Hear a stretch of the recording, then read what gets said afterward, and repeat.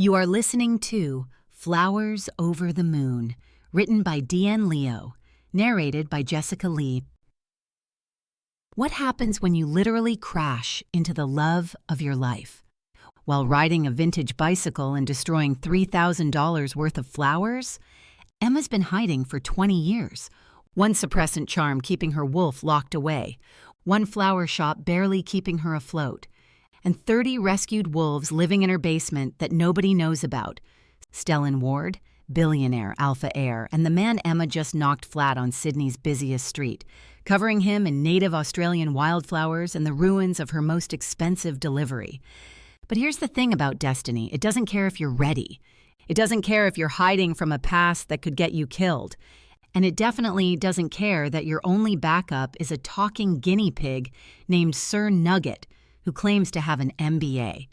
This is an original story, written on demand for you. Created specifically for this channel's audience who requested heartwarming shifter romances with twists and turns. Want your story idea next? Comment below. But first, listen to the end. Trust me, you'll need tissues and you'll be smiling. Don't forget to like and comment. Your engagement is the only way to support the channel and keep these heartwarming stories coming your way. Chapter 1. The vintage bike was overrated, and Emma knew it. 6 months ago, it had been window dressing, a mint green Malvern Star with white wall tires and a wicker basket, positioned artfully in her shop window between buckets of sunflowers. Emma's blooms, where every petal tells a story. The bike told a story, all right, just not the one about replacing her delivery van when it conveniently died this morning. Of all mornings. Sir Nugget, for the love of... Emma grabbed for the small demon currently attempting to climb out of her bike basket, his tiny claws tangling in the cellophane wrapping of a bouquet worth more than her monthly rent. These are for the Alpha Council. You cannot eat the Alpha Council's flowers. They're dandelions! Sir Nugget's indignant squeak carried over the rumble of downtown traffic. His whiskers quivered with outrage. Dandelions, Emma. Since when do we deliver weeds to wolves? Since they're paying us $3,000 for authentically sourced meadow blooms. She pedaled harder, the Malvern Star's chain protesting with each rotation like it personally resented this career change. The morning sun cast long shadows through Gisborne's financial district, and she was already 20 minutes late. Now stop eating the inventory and help me navigate. I can't see anything over these flowers. This is degrading. Sir Nugget popped up higher, brown and white fur ruffling in the wind like a tiny mohawk. His black eyes held the kind of judgment only a guinea pig could muster. I'm a business advisor, not a GPS. I have an MBA. You have an attitude, Emma panted, thighs burning as she powered up the hill toward the Moonrise Hotel. The 1,000 wildflowers she'd somehow Tetrised onto the bike created a wall of yellow wattle and red bottle brush that blocked everything ahead. Left or right? Sir Nugget's whiskers twitched. That's the pedestrian path. That's fine. And that's the fountain. Emma yanked the handlebars left. Water misted her face as she narrowly missed Memorial Fountain's edge. The flower tower swayed like a floral tsunami about to break. That was the fountain, Emma. I noticed. The Malvern Star's tires, designed for leisurely 1950s rides, not hauling botanical mountains up Gisborne's steepest streets, skidded on wet pavement. If we die, Sir Nugget announced, clutching a dandelion stem like a life preserver, I'm haunting you. I'll be a ghost guinea pig, eating ghost lettuce, judging your life choices for eternity. We're not going to die. The Moonrise Hotel loomed ahead, all glass and steel and wolf money. So much money. The kind that would keep her sanctuary's lights on for another month. We deliver these flowers, get paid, and... Is that a police siren? Emma's calves screamed as she stood on the pedals, using her full weight to power past the cruiser. Human police were one thing, but in Wolf Valley, what outsiders called the paranormal side of Gisborne, the supernatural police were something else entirely. Something Sir Nugget insisted ticketed for reckless endangerment of familiars. Turn left, Sir Nugget squeaked. No, your other left. She turned hard, tires shrieking. Emma hit both brakes. The bike bucked like an angry horse. Then she kept going. The flowers blocked everything. She couldn't see past the wall of native blooms, just splashes of sky between paper daisies. Straight ahead, more straight. No, wait, abort, abort. She squeezed the brakes harder, but momentum and 40 pounds of flowers had made their decision. The collision was spectacular. Emma hit something solid, no, someone solid, with enough force to knock them both backward. Flowers exploded everywhere. Paper daisies took flight like startled butterflies. Bottle brush scattered like botanical shrapnel. The authentic meadow blooms burst from their wrapping in a golden dandelion blizzard. She landed hard on what felt like an expensive suit covering an unreasonably firm chest. Her hands splayed across fabric that probably cost more than her shop's monthly lease. The scent hit her next, firewood smoke and winter pine and something wild that made her inner wolf, locked away for 20 years, suppressed, chained, controlled, suddenly slam against its cage hard enough to crack her mental walls. No, not now, not here. Emma lifted her head. Silver eyes stared down at her, the kind of silver that belonged in fairy tales about wolves and moons. Dark hair, mussed now from their collision, with a dandelion tucked behind one ear like he'd been decorated by vengeful flower fairies. A jaw that could cut glass, currently slack with surprise. She should move. She needed to move. But his hands had landed on her waist to catch her, and the heat of them burned through her worn t-shirt like brands. Her suppressant charm, a simple silver pendant she'd worn for 2 decades, actually sparked against her throat. I'm, dropping from the sky. His voice was dark honey over gravel. Into my arms. I braked. Both brakes. I didn't hit you, huh?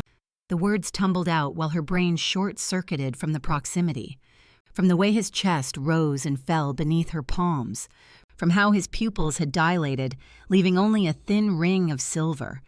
He helped her stand, those warm hands steadying her even after her feet found ground. Your bike didn't hit me. A paper daisy drifted past his face. You and your flowers, however. Then she saw it, really saw it. She wasn't the only thing that had gone airborne. $3,000 worth of carefully sourced native flowers had created a botanical crime scene across the pavement. Orchids draped the nearby bench like drunk party guests. Roses had invaded the hotel's revolving door. And him, the man was absolutely covered. Waddle in his hair, bottle brush clinging to his jacket, paper daisies dusting his shoulders like nature's idea of business casual. A small brown missile launched from her shoulder. Unhand her, you overdressed wolf. Sir Nugget landed on the man's chest, standing on his hind legs, all 8 inches of righteous guinea pig fury.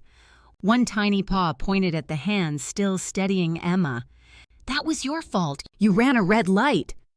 The man's eyes widened, not the careful calculation of a wolf encountering something unexpected, but genuine, delighted surprise. A talking guinea pig. Excellent observation, great eyesight. Sir Nugget's whiskers bristled with sarcasm. Not drunk, 'cause you can clearly walk a straight line. That means, he jabbed his paw at the man's chest, this collision was your fault. Sir Nugget, Emma reached for him, face burning. That's enough. Your guinea pig is accusing me of running a red light that doesn't exist. He's very protective. She tried to grab Sir Nugget, who was now examining the man's jacket with the intensity of a forensic investigator. Nugs, come on.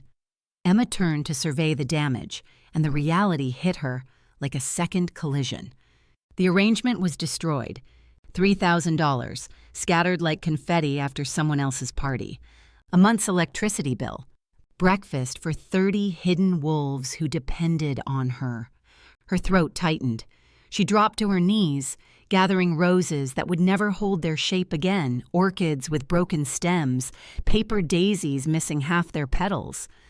Behind her, the man had gone silent. Sir Nugget's ears drooped. His tiny shoulders sagged as he watched Emma try to salvage the unsalvageable. He padded over to the man's expensive shoes, stood on his hind legs, and gently patted just above the ankle, the highest he could reach. "I apologize for calling you names, Mr. Wolf, sir." His voice had lost all its bluster, becoming something soft and small. "I know this is going to upset my Emma. She worked so hard on these. Got up at 3 a.m. to pick the wattle fresh. And sometimes I talk before I think 'cause I'm protective and she's all I got and I'm all she's got and—" He swallowed, whiskers trembling. "But if you could maybe return some of the flowers stuck on your body and in your hair, that's less flowers she needs to buy again, and maybe we can make the next delivery on time."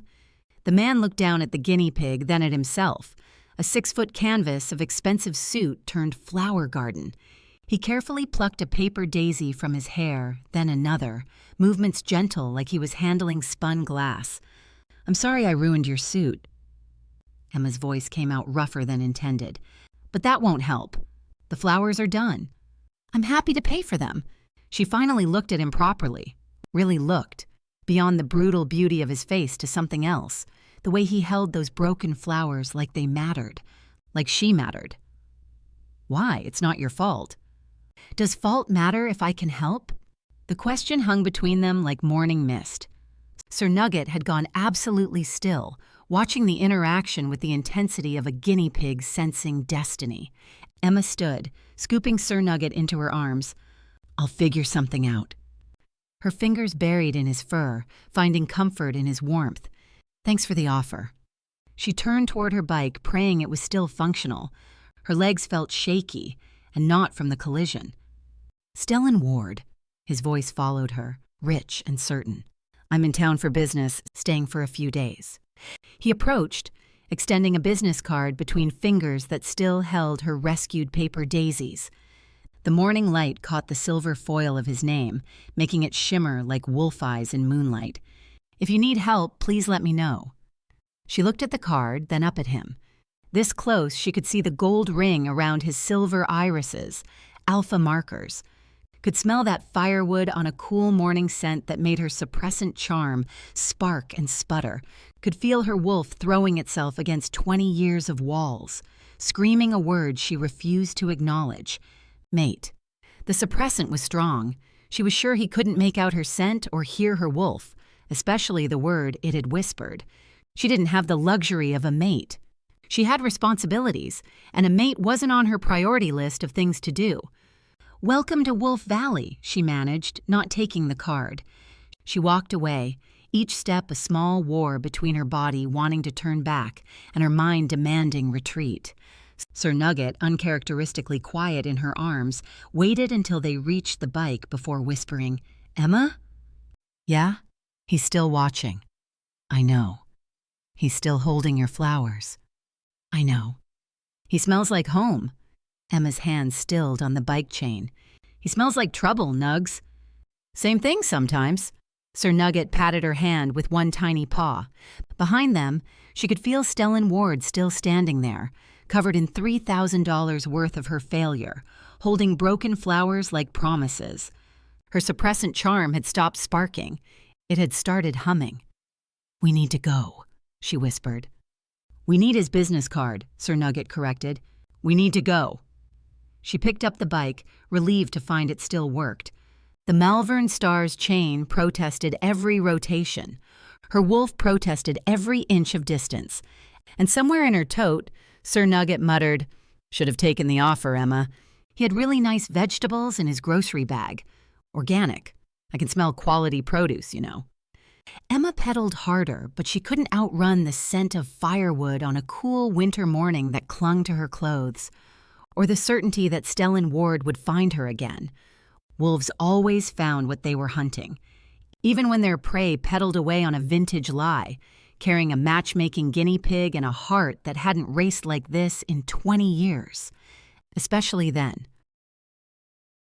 Chapter 2. Emma's bloom sat on Chapel Street like a stubborn wildflower refusing to be paved over, squeezed between a yoga studio that charged $60 to stretch and a boutique selling crystals that supposedly aligned your wolf chakras. Emma flipped the sign to open, though open for disaster felt more accurate. "Digital flowers." Sir Nugget announced from his throne, a repurposed strawberry basket on the counter lined with premium hay she couldn't really afford. We go viral, virtual bouquets, NFTs, non-fungible tulips. Nugs, that's not what NFT. I have an MBA, Emma. He stood on his hind legs, tiny paws gesticulating wildly. From Harvard. You have a certificate from an online course you watched over my shoulder. Same thing. He picked up a pencil that was bigger than his entire body, dragging it to the notepad. Look, we pivot. Social flowers. Subscribe to our flower channel. They get a new bouquet every week. In their email. Emma slumped against the counter, inhaling the familiar scent of eucalyptus and rosewater that usually calmed her. Not today. Today, all she could smell was firewood on a cool winter morning, still clinging to her shirt like a bad decision she wanted to make again. Any business idea needs capital, Nugs, which we don't have. She stared at the water stains on the ceiling, each one mapping another month she'd barely made rent. We need $3,000 by Friday, or the shelter. Speaking of capital, Sir Nugget's voice pitched suspiciously innocent. Look what accidentally fell into my fur when that overdressed wolf was being all heroic and handsome. He produced a business card from behind his tiny back, like a magician with the world's smallest rabbit. Emma lunged for it. You stole his business card? Borrowed. Sir Nugget scurried to the other end of the counter, card in his teeth. With intent to return, after Googling. Sir Nugget. MBA, Emma. Due diligence. He'd already scrambled to her ancient laptop, typing with the determination of a guinea pig on a mission. STELLANWARD. The search results loaded. They both went silent. Holy organic carrots, Sir Nugget whispered. Emma read over his furry shoulder. Stellan Ward, net worth, enough to buy Chapel Street. Twice. Currently competing for the alpha position of the Silver Ridge Pack against his two brothers. The youngest competitor in Pack history, called the Wolf of Wall Street by Financial Times, which felt a bit on the nose. He's not even alpha yet, Emma murmured. He's trying to prove himself. By destroying small businesses and looking unfairly gorgeous while covered in our flowers, Sir Nugget's nose twitched. Typical. A knock rattled the shop door. They both froze. Emma's wolf, usually comatose under suppressants, suddenly stood at attention. Through the glass door, backlit by afternoon sun like some romance novel cover came to life, stood Stellan Ward. He'd changed suits. This one was charcoal gray and fit him like sin had a tailor. He held something in his hand, a small white card. Hide, Emma hissed at Sir Nugget. I'm not hiding from Mr. Fancy Suit. I have rights. I have an MBA. But Emma was already opening the door, her traitorous hand smoothing her hair before she could stop it. Emma. His voice rolled through her name like expensive whiskey. You dropped this. He held up her business card, the one that must have fallen from the destroyed bouquet. Her address, her full name, everything. His lips twitched. Also, I may have followed the trail of paper daisies you left through downtown. From behind the counter, Sir Nugget muttered, Stalker behavior, red flag, toxic wolf energy. Stellan's eyes shifted to the guinea pig. Hello again. I see you've set up quite the headquarters. It's a strategic command center. Sir Nugget puffed up. And you're trespassing. This is a place of business. Are you here to buy flowers or just stand there looking like a GQ model who got lost? Nugs. Actually, Stellan stepped inside and the shop immediately felt smaller. I'm here to hire you. Emma's brain short-circuited. To arrange flowers? For information, local knowledge. He moved closer, and she caught that firewood scent again. Her suppressant charm started its humming routine. I'm in town for a business deal. Pack mergers require delicate navigation, someone who knows the area, the people, the politics. Google exists. Google doesn't know which elder drinks at which bar on Tuesday nights, or that the Stonevale Pack Alpha is allergic to roses. He tilted his head. You delivered to my meeting this morning. You knew everyone's preferences by heart. Sir Nugget scrambled onto Emma's shoulder. What's the pay? Nugs! What? We need capital. I'm being practical. He turned to Stellan. She charges $500 an hour, minimum 4 hours. Done. Emma nearly choked. That's ridiculous. Actually, Stellan's eyes hadn't left hers. I need more than just information. The air in the shop shifted, became charged like the moment before lightning strikes. I need a date. The words landed like a bomb in a flower shop. Excuse me? Emma's voice pitched high enough that dogs 3 blocks away probably perked up. For the duration of my business trip, 3 days, various pack events, dinners, the gala. He said it like he was listing grocery items, not basically asking her to pretend to be his. I'm not a prostitute. The words came out sharp enough to draw blood. His whole body went rigid. I'm not... God, no, that's not... He ran a hand through his perfect hair, messing it up in a way that made him look younger, more vulnerable. I need a date. A real date. Well, a fake real date. My parents are concerned about my stability. An unmated alpha candidate is seen as volatile, bad for business, bad for pack politics. So hire an actress. Wolves can smell lies. His jaw tightened. I need someone real. Someone who won't fawn over the Ward name. Someone who threw $3,000 back in my face rather than take my charity. That's not what... The suite has 2 bedrooms. The words tumbled out fast, like he was afraid she'd kick him out before he finished. I won't touch you, won't even breathe near you without permission. It's purely business, professional. Sir Nugget's whiskers twitched. How much? 50,000. Emma's legs gave out. She caught herself on the counter, knocking over a vase of cosmos. Water spread across the wood like her self-control spreading thin. 50,000. Plus the consulting fee. Plus I'll pay for the morning's flowers. His eyes were steady on hers, silver and gold and absolutely serious. Cash, today. Sir Nugget climbed onto Emma's shoulder for maximum height advantage. We need a contract, with terms. I'll be present at all meetings. She gets her own bedroom with a lock. Meals included. No weird wolf stuff. Define weird wolf stuff? Sniffing, growling, that thing where you guys get all territorial over chairs. Despite everything, Stellan's lips twitched. Agreed. Emma's mind raced.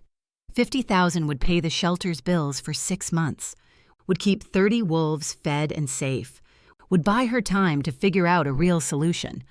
But 3 days pretending to date a man who made her wolf throw itself against 20 years of suppressants? 3 days in close proximity to someone who smelled like home and looked like trouble? There's one condition, she heard herself say. He waited. Sir Nugget comes with me. To the hotel? To everything. He's my emotional support animal. With an MBA, Sir Nugget added helpfully. Stellan looked between them, the woman with flowers in her hair who'd quite literally crashed into his life, and the guinea pig wearing what appeared to be a tiny bow tie made from ribbon scraps. Agreed, he said. Can you be ready in an hour? An hour? The first dinner is tonight, with my parents. Something flickered across his face. Fear? Dread? They're traditional. Traditional like eating with the right fork, or traditional like sacrifice a virgin under the full moon. The fork thing. He paused. Mostly. Sir Nugget scrambled down to the counter, all business. We'll need her sizes for appropriate attire. She'll need a clothing allowance. Hair, makeup, the works. You can't take her to meet pack royalty looking like she wrestled a flower shop and lost. Hey, Emma, he's right, you have potting soil in your eyebrow. She reached up. She did indeed have soil in her eyebrow. Stellan pulled out his phone, typed something quickly. My assistant will send someone. Anything you need. He moved toward the door, then stopped. Why are you doing this? Emma thought of the 30 wolves sleeping in her basement, the empty food bowls. The electricity bill marked final notice. Everyone needs capital, she said. He studied her for a long moment. Those silver eyes saw too much. And that's the only reason? Her suppressant charm hummed against her throat. Her wolf whispered mate for the 100th time that day. Yes, she lied. He nodded, but something in his expression said he heard the lie as clearly as if she'd screamed it. 1 hour! The door chimed as he left. Emma and Sir Nugget sat in silence for exactly 3 seconds. "We're so screwed," Emma said. "We're so rich," Sir Nugget corrected, doing what could only be described as a victory dance. 50,000. Do you know how much organic lettuce that could buy? Nugs, I have to pretend to date him. For 3 days. In front of his parents. And other alphas. What if they can smell? Your massive crush on him? My wolf. Same thing. Sir Nugget patted her hand with one tiny paw. Besides, what's the worst that could happen? Emma thought about silver eyes and firewood scents, about the way he'd held her broken flowers, about 3 days in a hotel suite with a man her wolf had already decided belonged to her. Everything, she whispered, everything could happen. Sir Nugget climbed onto her shoulder, nuzzling her cheek. Emma? Yeah? He kept your paper daisy. I saw it in his pocket. Her heart did something anatomically impossible. That doesn't mean anything. He also asked his assistant to buy every flower from your morning delivery to donate to the Elder Center. How could you possibly know that? Guinea pig hearing, very advanced, he preened. Plus his phone was on speaker. Emma buried her face in her hands. 3 days. I just have to survive 3 days. 3 days of pretending to date the hottest wolf in Australia while wearing designer clothes and eating fancy food? When you put it like that, it sounds like a romance novel. It sounds like a disaster. Sir Nugget grinned, showing his tiny teeth. Good thing I have an MBA then. Disaster management was my specialty. You failed that course. I strategically chose not to pass. There's a difference. Outside, a sleek black car pulled up. A woman in a suit that probably cost more than Emma's monthly revenue stepped out, carrying several bags with labels Emma had only seen in magazines. Our ride's here, Sir Nugget announced. Time to transform you into Cinderella. Cinderella's story ended at midnight. Yours lasts 3 days. He scrambled toward the door. That's 3 times better. Emma followed her insane guinea pig toward their waiting carriage, her suppressant charm humming a warning she chose to ignore. 3 days. She could pretend for 3 days. Even if her wolf had already stopped pretending the moment Stellan Ward had caught her falling from the sky. Even if she'd already fallen much, much further than that. Chapter 3. The hotel suite was bigger than Emma's entire shop. This is adequate, Sir Nugget announced from his position atop the marble kitchen counter, examining a grape from the complimentary fruit basket. The grapes are obviously not organic, but I suppose we can't expect excellence from a 5-star establishment. Emma stood frozen in the entryway, afraid to touch anything. The floor-to-ceiling windows overlooked Sydney Harbor, and she was pretty sure the rug under her feet cost more than her annual revenue. Stop catastrophizing and come look at this bathroom. Sir Nugget had already begun his exploration. There's a bathtub big enough for a small yacht. Emma, we could host naval battles. Before she could respond, the doorbell chimed. Not rang, chimed. Like even the doorbell had a trust fund. A parade of people swept in, wheeling racks of clothes, cases of makeup, and enough hair equipment to style a small country. You must be Emma. A woman with a geometric haircut that defied physics kissed both her cheeks. I'm Marcus. Yes, darling, Marcus with a U-S, not O-S. We're going to make you absolutely divine. I'm already divine, Sir Nugget interjected from his new throne, a silk cushion someone had immediately provided. But she could use work. Oh my God, he talks! Marcus clutched his chest. And that little bow tie. Gerald, are you seeing this? He's giving Professor energy. Gerald, a tall man with purple highlights, was indeed seeing it. The confidence, the posture, is he available for modeling?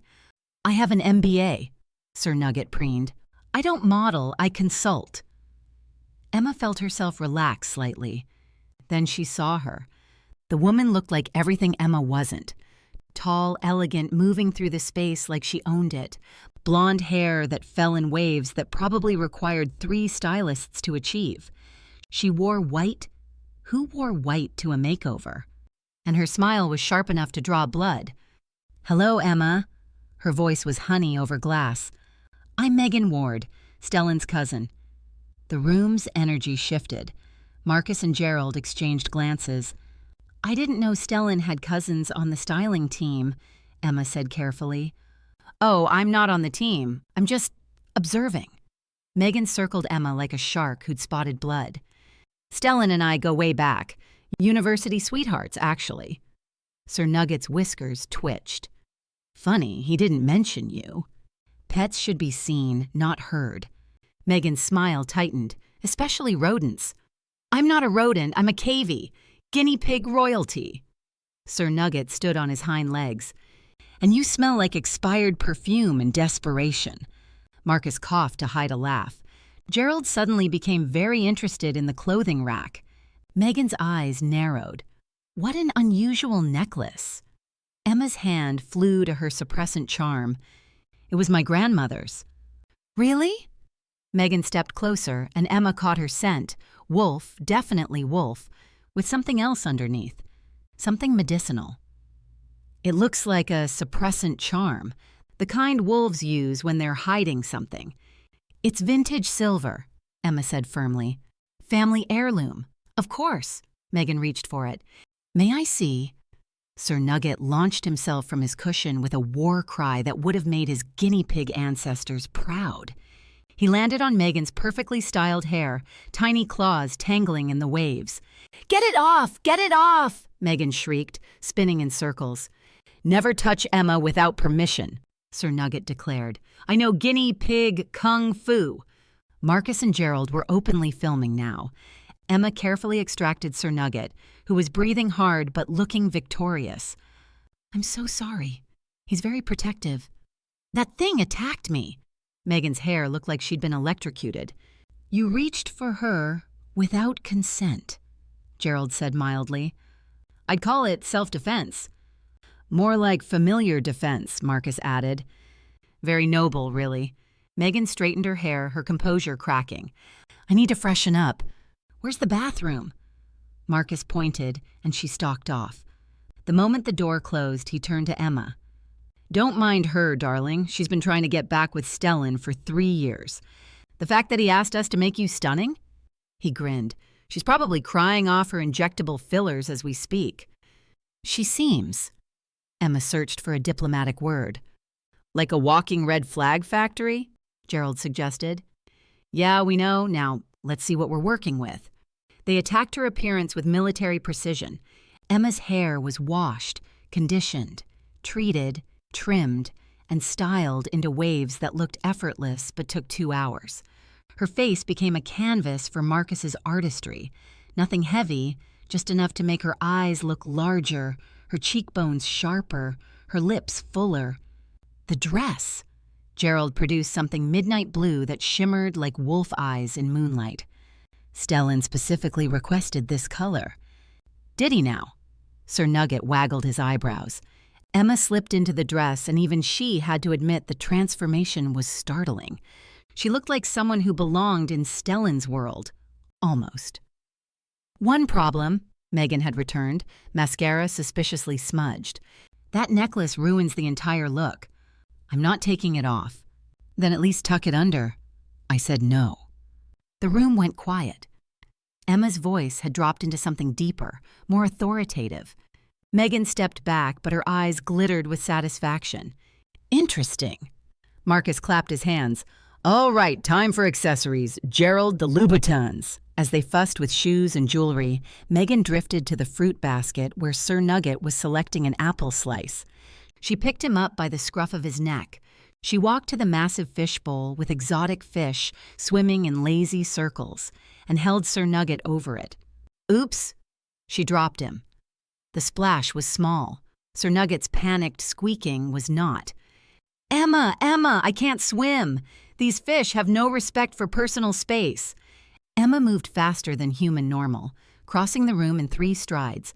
She plunged her hand into the bowl, scooping Sir Nugget out while fixing Megan with a stare that could have frozen hell.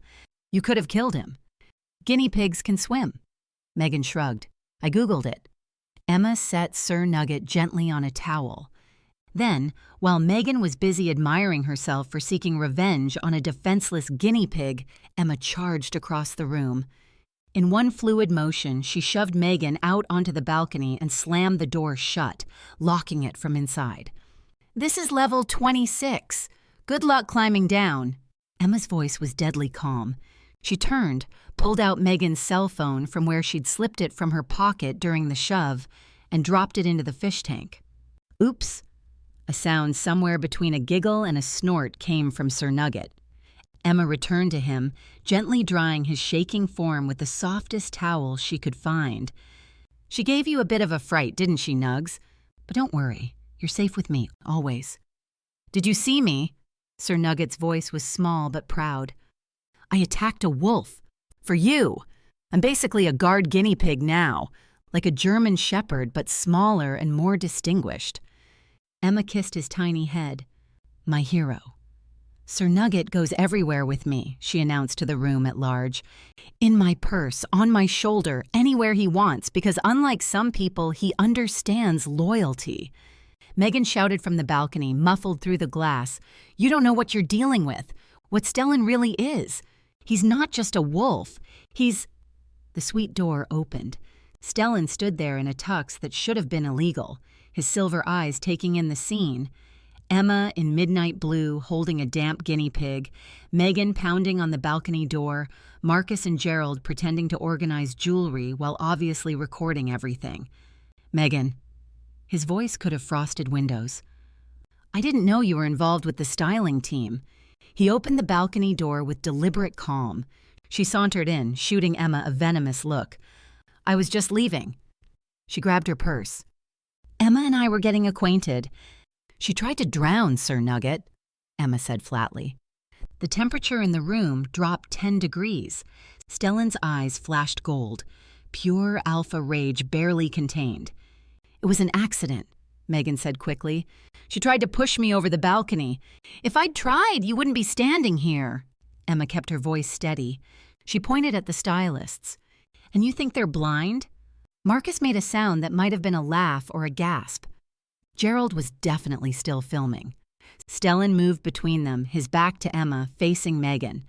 The protective gesture made Emma's wolf purr despite the suppressant. Leave, he said. Stellan, now. Megan's jaw clenched. She looked past him to Emma. Ask him about the Moonstone Protocol. Ask him why he really needs a fake mate. She swept out, leaving silence in her wake.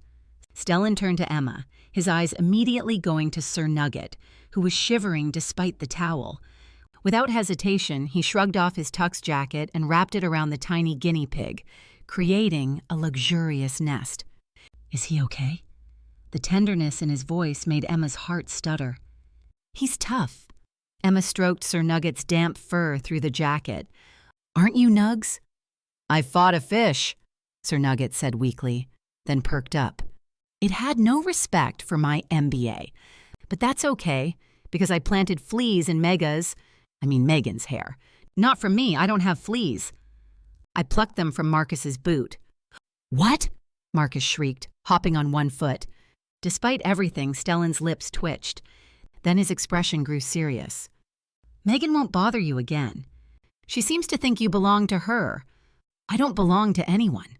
He paused, his eyes holding hers with an intensity that made her knees weak. Yet. The word hung in the air like a promise, like inevitability, like fate. Marcus cleared his throat. We should, finish getting Emma ready. The reservation is in an hour. Right. Stellan seemed to shake himself, but his eyes never left Emma's face. You look... He stopped, staring at her like he was seeing the sun rise for the first time. The midnight dress that matched his eyes perfectly, as if he'd known exactly what color would make her skin glow. Her hair in waves that his fingers visibly ached to touch. She could see his hands flex at his sides. The way she held Sir Nugget wrapped in his jacket like the most precious thing in the world. Adequate? She suggested. her voice breathy, referencing their first meeting. "No." He stepped closer, close enough that she could feel his body heat, smell that firewood and winter scent that made her want to bare her throat. Not adequate. Not even close. His hand rose, hovering near her cheek, not quite touching. "You're Stellan." His name on her lips sounded like a prayer. His eyes dropped to her mouth. The air between them crackled with electricity. Her suppressant charm wasn't just humming now, it was practically vibrating, her wolf throwing itself against 20 years of walls, screaming one word over and over, "Mate, mate, mate." He leaned in, just slightly. She tilted her face up. The space between them narrowed to nothing, to everything, to... The door chimed. "Car's here," Gerald announced cheerfully, completely oblivious to the moment he'd just shattered. Stellan stepped back, but his eyes remained dark with want. "We should go." Emma tucked Sir Nugget into her purse, a designer thing that cost more than her monthly rent but had been modified with air holes and a small cushion. The guinea pig, still wrapped in Stellan's jacket, mumbled something about inconvenient timing. "Ready to meet the parents?" Stellan offered his arm. "Ready to find out what the Moonstone Protocol is?" she countered, trying to regain her equilibrium. His arm tensed under her hand. "Megan talks too much, and you don't talk enough." He looked down at her, something vulnerable flickering across his face. "After tonight, if you still want to know." "When," she corrected. "When I still want to know." They headed for the elevator, Emma in her midnight dress, Stellan in his perfect tux minus the jacket, and Sir Nugget in a purse, wearing Armani like a cape. "Emma?" Sir Nugget whispered. "Yeah?" "She was scared of you." "I know. He almost kissed you." "I know." "You wanted him to." "I know," she whispered.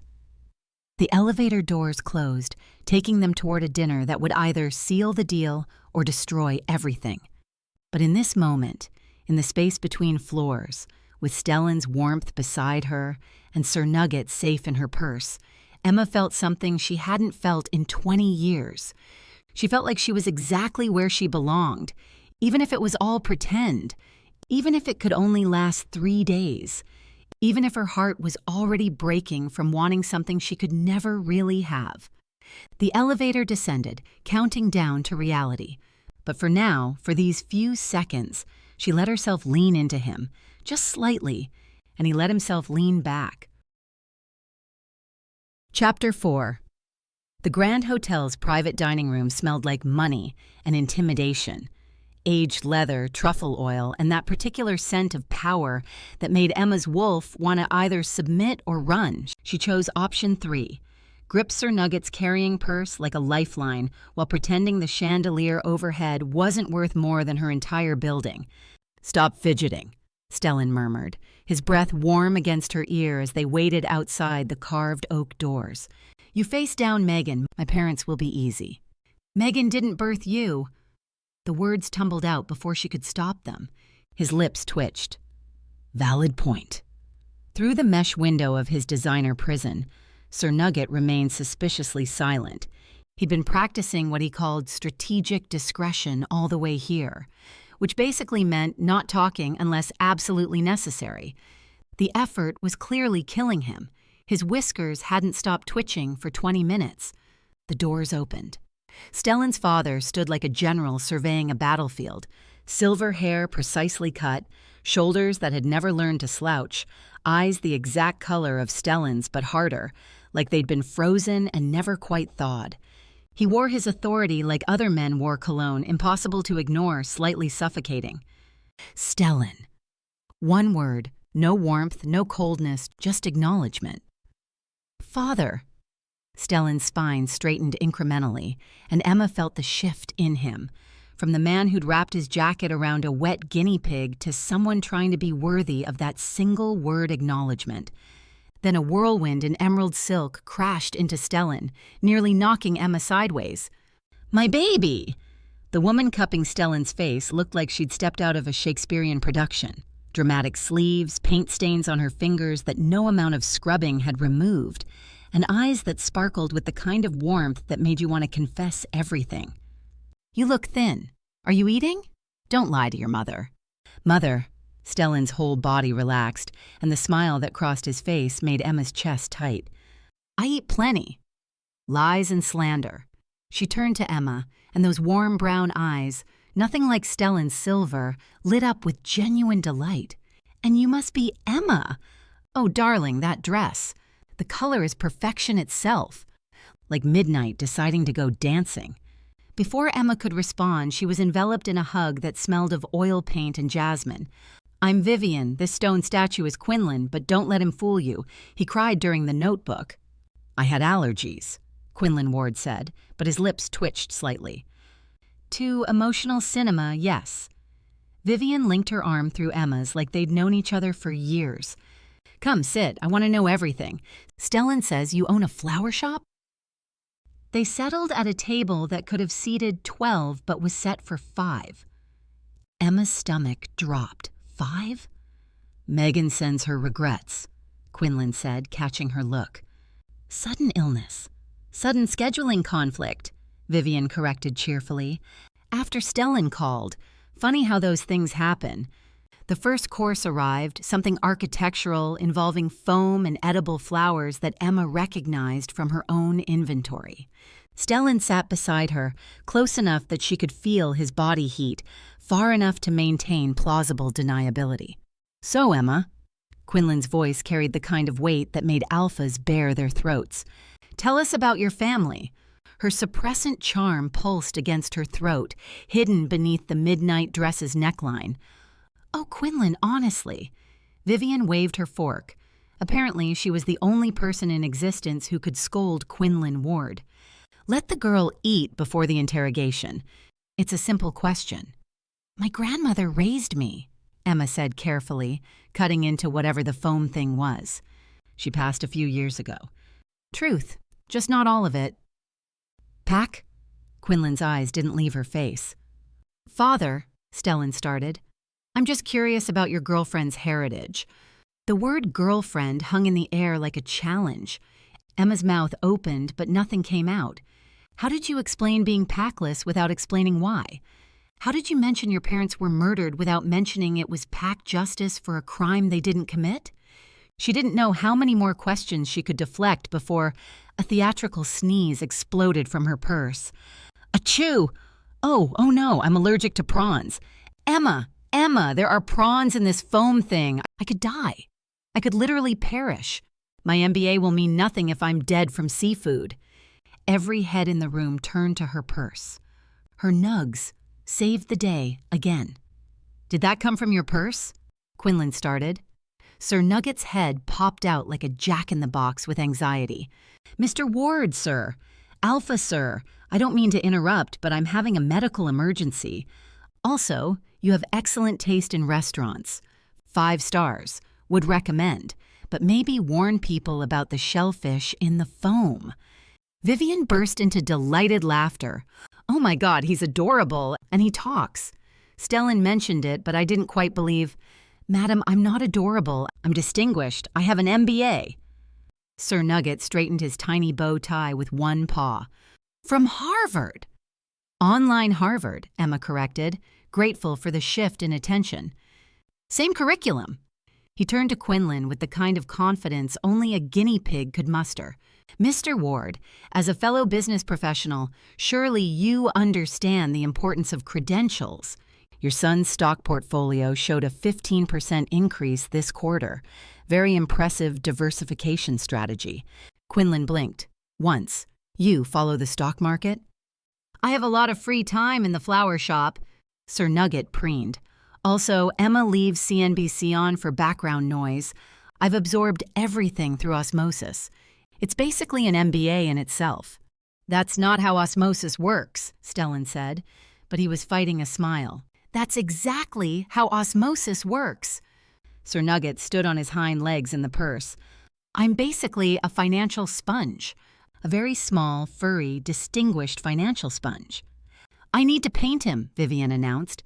"The confidence, the posture. He's like Napoleon, but cuter and probably more strategic." "I accept commissions." Sir Nugget said immediately. Emma handles my booking. The tension in the room shifted, lightened. Emma felt Stellan's hand brush hers under the table, a silent thank you. So, the flower shop. Vivian leaned forward, abandoning her foam thing entirely. Tell me everything. What's your favorite arrangement? Emma relaxed into safer territory. Native Australian wildflowers, actually. People think roses are romantic, but there's something about bottlebrush and paper daisies. They're survivors. They grow in impossible places, thrive where other flowers would die. Metaphor alert, Sir Nugget stage whispered. She's being deep. Hush you. Emma scratched behind his ears absently. Last month, I did this arrangement for a wedding, completely native flowers. The bride wanted to honor her grandmother's garden, so we recreated it. Waratahs, kangaroo paw, even some billy buttons.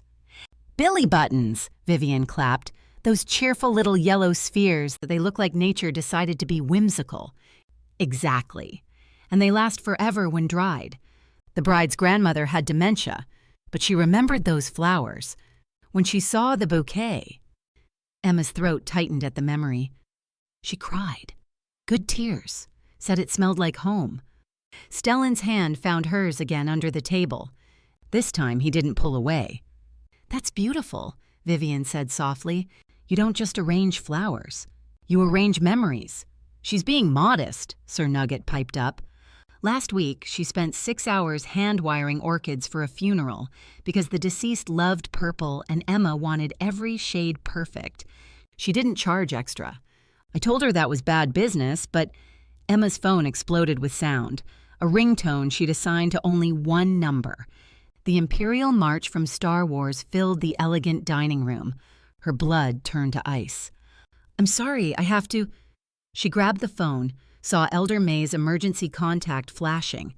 The text came through as she stood. Code red. May down. Safe house under attack. Come now.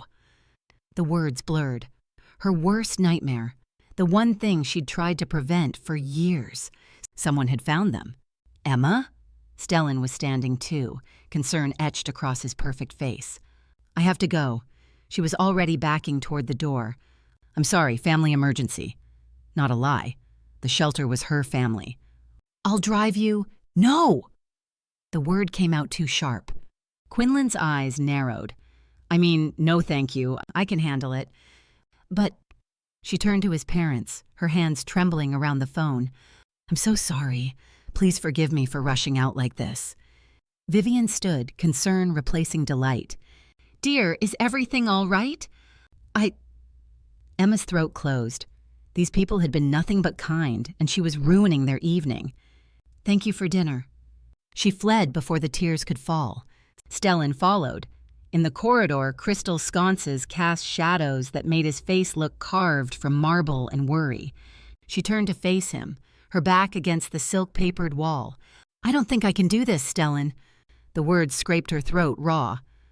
My situation is complicated. I won't last 3 days without ruining your plans. Emma, wait.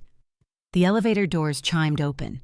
Megan stepped out, her heels clicking on marble like a countdown to disaster. She pretended to walk the other way, then did a theatrical double take worthy of community theater. Stellan? Oh my goodness!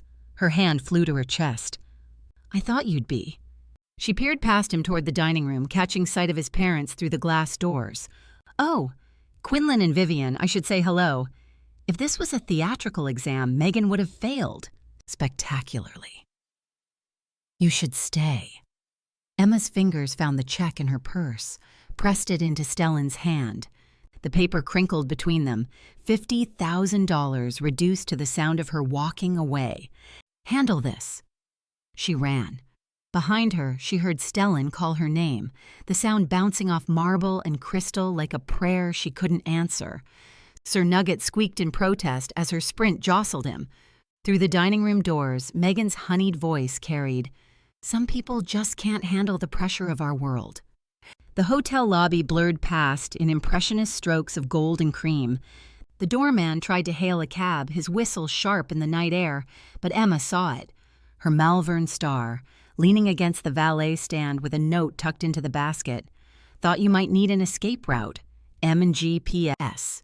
Hike the dress up to your thighs and tuck it under yourself when you sit. Trust us, we've done this. Pedal like Cinderella if her carriage was eco-friendly. Despite everything, a sob laugh escaped her. She grabbed the bike, hiking the midnight dress up as instructed. The cool night air hit her legs like a wake-up call. Sir Nugget abandoned the purse for her shoulder, his tiny claws gripping the dress fabric. Emma, that was $50,000. Someone's attacking the safe house, Nugs. May's down. He went silent, his small body going rigid against her neck. Then very quietly, pedal faster. The wine bar was 15 minutes by bike. The shelter entrance hidden in the alley behind it. 10 if she broke traffic laws. She broke all of them. The Sydney night wrapped around them. Car horns and distant music, the salt tang of the harbor mixing with exhaust fumes and late-night kebab shops. Her legs pumped, the designer dress riding up despite her best efforts, the Malvern Stars chain screaming its protest.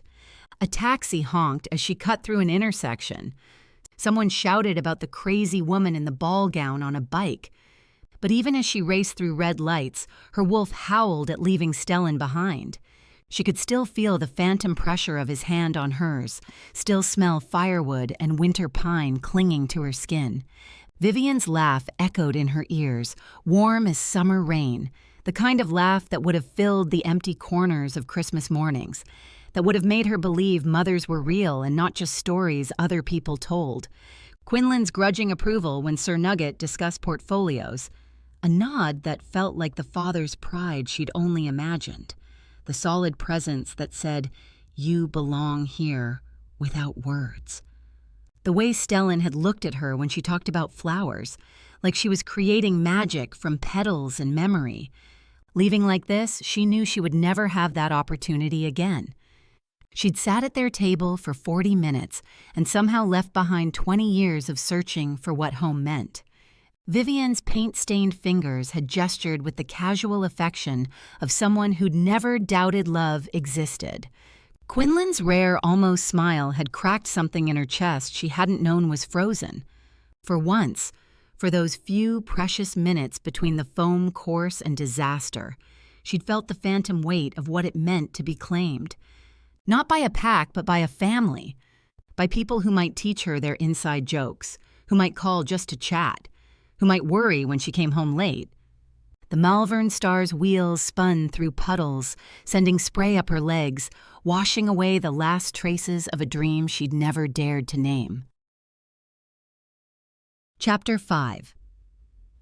Emma's legs burned as she pedaled through the final turn, the Malvern Star protesting every rotation. The safe house came into view, chaos visible through windows, shadows moving wrong, too many shapes for just her underdogs. She didn't slow down. Emma aimed the bike at the front porch, hit the ramp Elder May used for her bad hip, and went airborne through the front door. The vintage Malvern Star crashed into a rogue mid-lunge, sending him sprawling. Emma rolled off, grabbed the handlebars, and spun the whole bike like the world's most impractical quarterstaff. "Emma's here," Sir Nugget announced from his position atop the bookshelf, wielding what appeared to be a salad fork.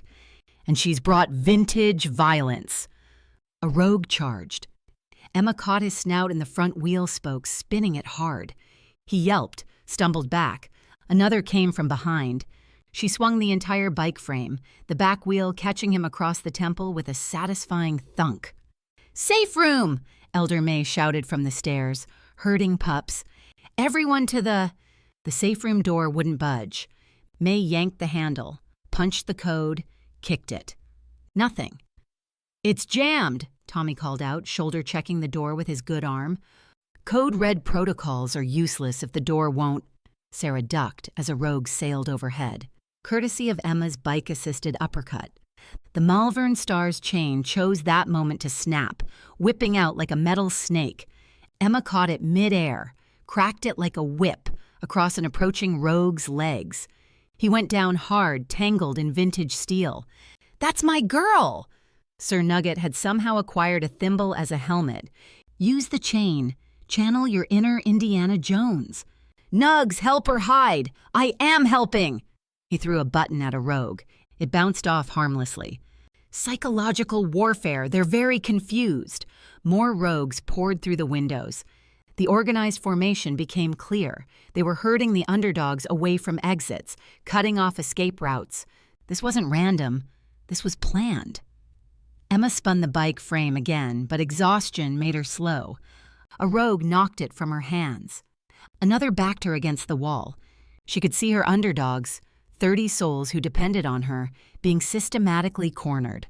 The front wall exploded. Not the door, not a window, the entire wall. A massive black wolf stood in the rubble, eyes burning silver with fury that transcended normal wolf rage. Every rogue in the room froze. The temperature seemed to drop 10 degrees. Stellan. Half the rogues took one look and fled immediately, diving through windows, scrambling over each other to escape. The smart ones, the ones who recognized a Ward heir in full alpha rage. The stupid ones tried to fight. Stellan moved through them like a force of nature. One rogue went flying into and through the kitchen door. Another discovered that ceiling fans weren't decorative when you hit them face first. A third learned that vintage hardwood floors were very solid when your face met them at velocity. "Holy organic carrots," Sir Nugget whispered, his thimble helmet slightly askew. "He's like a one-wolf wrecking crew, literally. He's wrecking my crew of rogues." Within 30 seconds, every remaining rogue had fled or lay unconscious. Stellan stood in the center of the destroyed living room, magnificent and terrifying, his black fur unmarred despite the violence. He shifted back, standing gloriously naked in the rubble without an ounce of self-consciousness. "Sweet butter crunch lettuce." Sir Nugget covered his eyes with his tiny paws. "Warn a guinea pig before you go full Magic Mike." Amy, 7 years old and unimpressed by adult embarrassment, tugged on Elder May's skirt. "Why is Emma's boyfriend naked?" "He's not my boyfriend," Emma started. "I tracked your scent," Stellan said to Emma, ignoring both the nakedness situation and the 30 pairs of eyes watching them. "The moment you left the hotel, I followed. My wolf wouldn't let me do anything else." "That's either romantic or creepy," James Stage whispered to Tommy. "I can't decide." "Romantic," Sarah decided. "Definitely romantic." "Someone get this man pants!" Sir Nugget was now facing the wall. "I have an MBA. I didn't sign up for anatomy lessons." Elder May threw Stellan a tablecloth, her eyes gleaming with the kind of mischief that made Emma nervous. "You're hurt," May announced, pointing at a scratch on Stellan's shoulder that was already healing. "Emma, take him to the safe room. The first aid kit is in there." "But the door is jammed." Sir Nugget scurried to the door, pressing his tiny ear against it. "I hear clicking. Mechanical distress." He examined the frame, then spotted rust flakes on the floor. "Aha, the emergency lock spring is seized. Classic oxidation failure. My MBA covered asset deterioration." He grabbed a forgotten can of WD-40 from behind the emergency water bottles. "May keeps this everywhere since the great door stick of last summer." With surprising dexterity, he sprayed the lock mechanism through the gap. A grinding noise, then click. The safe room door swung open perfectly.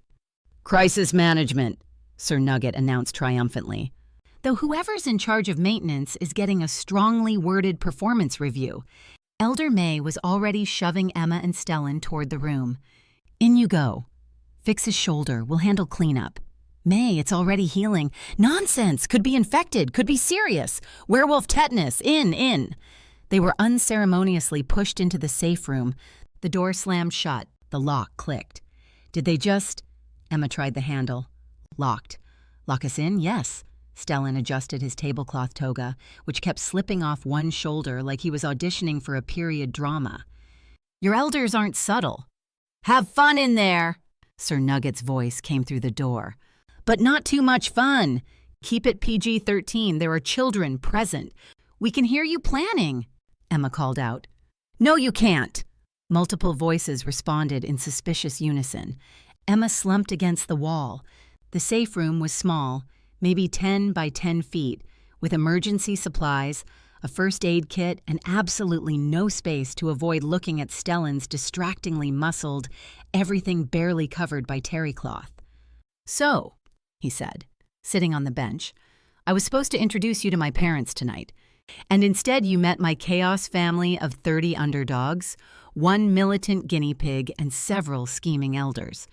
Your militant guinea pig tried to stab rogues with a fork. He has an MBA. Of course he does." They looked at each other and burst out laughing. Real laughter, the kind that came from exhaustion and adrenaline and the absurdity of being locked in a bunker by matchmaking werewolf elders, while one of them wore a tablecloth toga. "Your shoulder," Emma said when she could breathe again, grabbing the first aid kit. "It's already healed." "I know." She sat beside him anyway, close enough to feel his warmth radiating through the small space. "But they won't let us out until they think I've thoroughly nursed you back to health. How long will that take?" From outside, "At least an hour," Elder May called. "Maybe 2. Stellan looks very injured." "I can hear you," Stellan called back.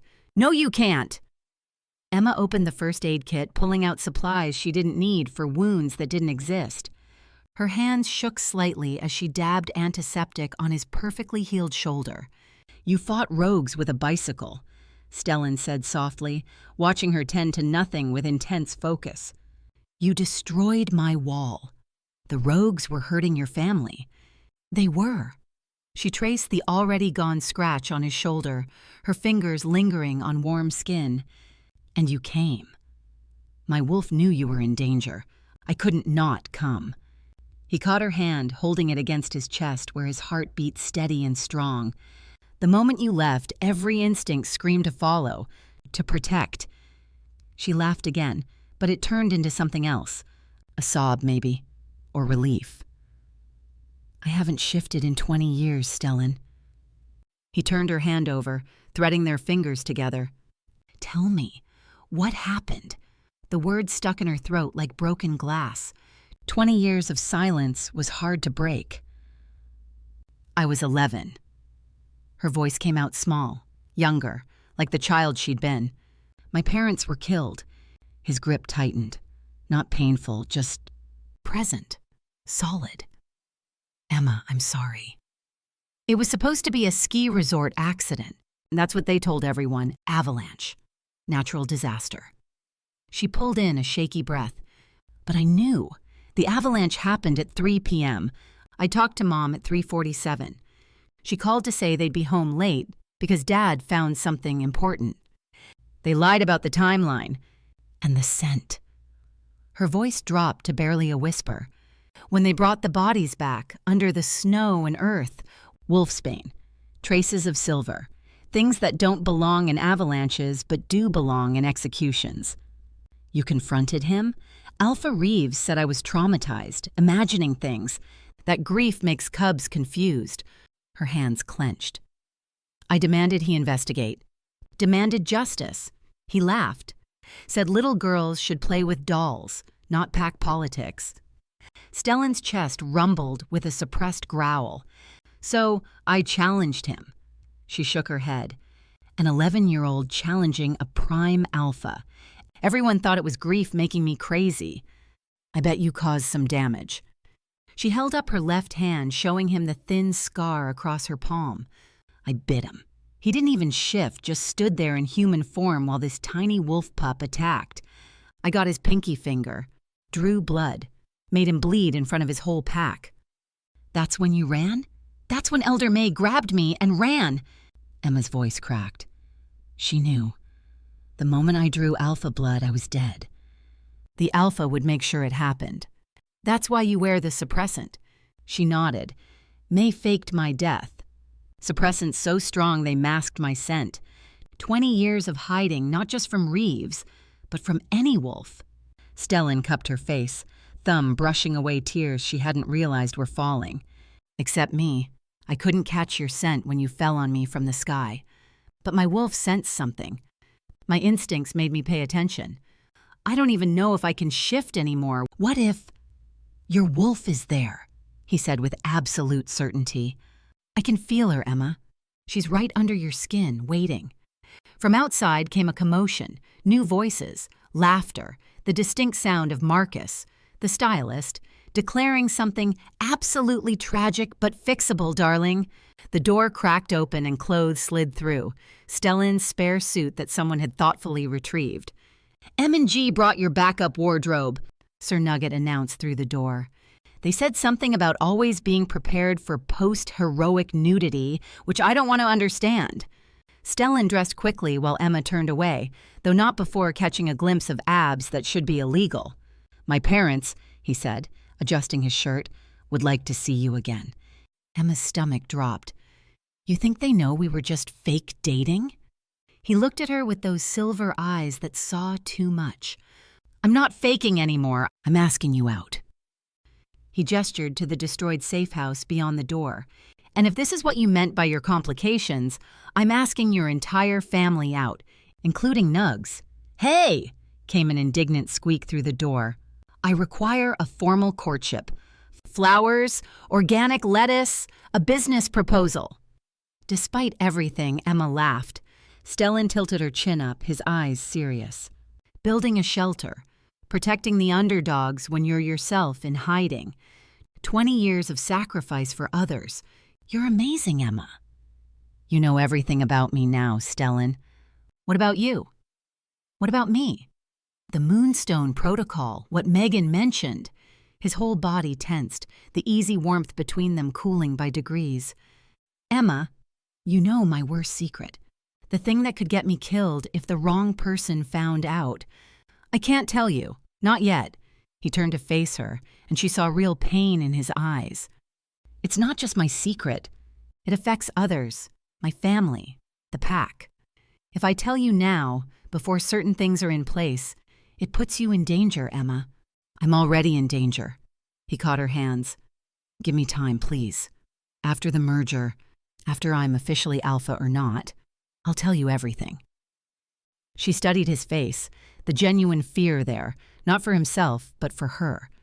"Is it why Megan thinks she has a chance with you?" His laugh was bitter. "She thinks she can emotionally blackmail me." "Can she?" He met her eyes. "Yes, until I met a woman who fights rogues with a vintage bicycle and protects 30 wolves while hiding from her own power." The door clicked open, Elder May's timing impeccable as always. "Time's up," she announced cheerfully. "Contractors are coming in the morning, young man. You're paying." As Stellan left, Emma stood alone in the safe room, his warmth still lingering in the small space. The Moonstone Protocol, whatever it was, hung between them like a blade waiting to fall. Chapter 6. The bell above Emma's blooms chimed at 7 a.m. sharp, which was concerning since the shop didn't open until 9.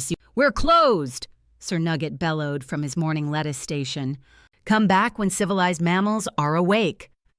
Marcus and Gerald swept in anyway, bringing with them a wave of expensive cologne and fresh coffee, followed by what looked like half of Sydney's fashion district, carrying boxes, racks, and enough flowers to stock a royal wedding. "Darling!" Marcus kissed both Emma's flower-covered cheeks. She'd been attempting stress baking at 5 a.m., and the yeast smell still clung to her hair. "We're your fairy godmothers, except better dressed and with business degrees. I didn't order—" "Of course you didn't." Gerald was already rearranging her window display with military precision, his fingers quick and sure. "Anonymous benefactor, very mysterious. Definitely not a billionaire wolf who destroyed your house last night." Emma's hand stilled on the half-dead roses she'd been trying to revive, their petals crispy as autumn leaves. He absolutely did. Marcus held up a black credit card like it was Excalibur, its surface catching the morning light like oil on water. No spending limit. His exact words were, "Make her shop what she deserves," and then something about not mentioning his name or he'd donate our entire salon to charity. "Subtle," Sir Nugget observed, adjusting his new bow tie. Silk, naturally. "Very, I'm not courting you with money." Much discreet. Wow. The transformation began. Gerald installed hidden grow lights that made her plants practically purr, their leaves turning toward the warmth like prayers. Marcus reorganized the entire inventory system while somehow making it look like art. A team of actual florists. When had they arrived? Filled her depleted stock with flowers so perfect they looked fake but smelled like heaven had a garden sale. The air grew thick with rose and jasmine, eucalyptus and sweet pea, until breathing felt like drowning in perfume. "This is too much," Emma protested, watching them install a state-of-the-art refrigeration system that hummed like a contented cat, where her wheezing old cooler used to rattle and gasp. "Honey," Marcus paused mid-arrangement of what had to be $1,000 orchids, their petals like butterfly wings dipped in cream. "That man sent us his measurements at 3 a.m. just in case. You needed to know them for flower-related emergencies. He's got it bad. Let him spoil you." "His measurements?" Sir Nugget shrieked, dropping a cherry tomato. "What kind of flower emergency requires? Actually, don't answer that. I'm too young. I only got my MBA last year." Elder May arrived at noon, her walking stick tapping imperiously against the newly polished floors. The sound echoed differently now, richer, fuller, like the shop itself had upgraded its acoustics. She surveyed the transformation, gleaming surfaces that reflected light like water, professional displays that turned flowers into art installations, the kind of elegant chaos that whispered money rather than shouted it. "Well," she sniffed, but Emma caught her wiping her eyes. About time someone recognized quality. "May!" Emma hugged her, breathing in peppermint tea and old books, the particular scent of wisdom and wool. "How's the house?" "Contractors everywhere. That boy of yours hired the whole crew. They're fixing things I didn't know were broken." She lowered her voice and Emma caught a whiff of her lavender hand cream, also installing something called a smart security system. Tommy's convinced it's alien technology. Outside, Emma noticed the changes. The newsstand 2 doors down had new proprietors, a young couple who looked sweet but had the particular alertness of trained guards, their eyes never quite still. The coffee cart that had been vacant for months suddenly bustled with activity, the rich aroma of espresso cutting through the morning air. Its owner was built like someone who bench-pressed cars for fun. Even the vintage clothing boutique across the street had new staff who kept glancing at her shop while pretending to arrange displays of moth-eaten fur coats. "Protection detail," Gerald murmured, following her gaze. "Stellan Ward doesn't do things halfway." Emma marched outside to the coffee cart. The mountain of a man running it smiled nervously, sweat beading on his forehead despite the cool morning. "Large flat white?" he offered, already preparing it exactly how she liked it, which was suspicious since she'd never ordered from him. The milk hissed and frothed, releasing clouds of sweet steam. "Your security. I make excellent coffee," he demonstrated with a perfect rosetta, the foam art so precise it could have been printed. "Also, yes, this is obvious. Anyone watching would know these are guards."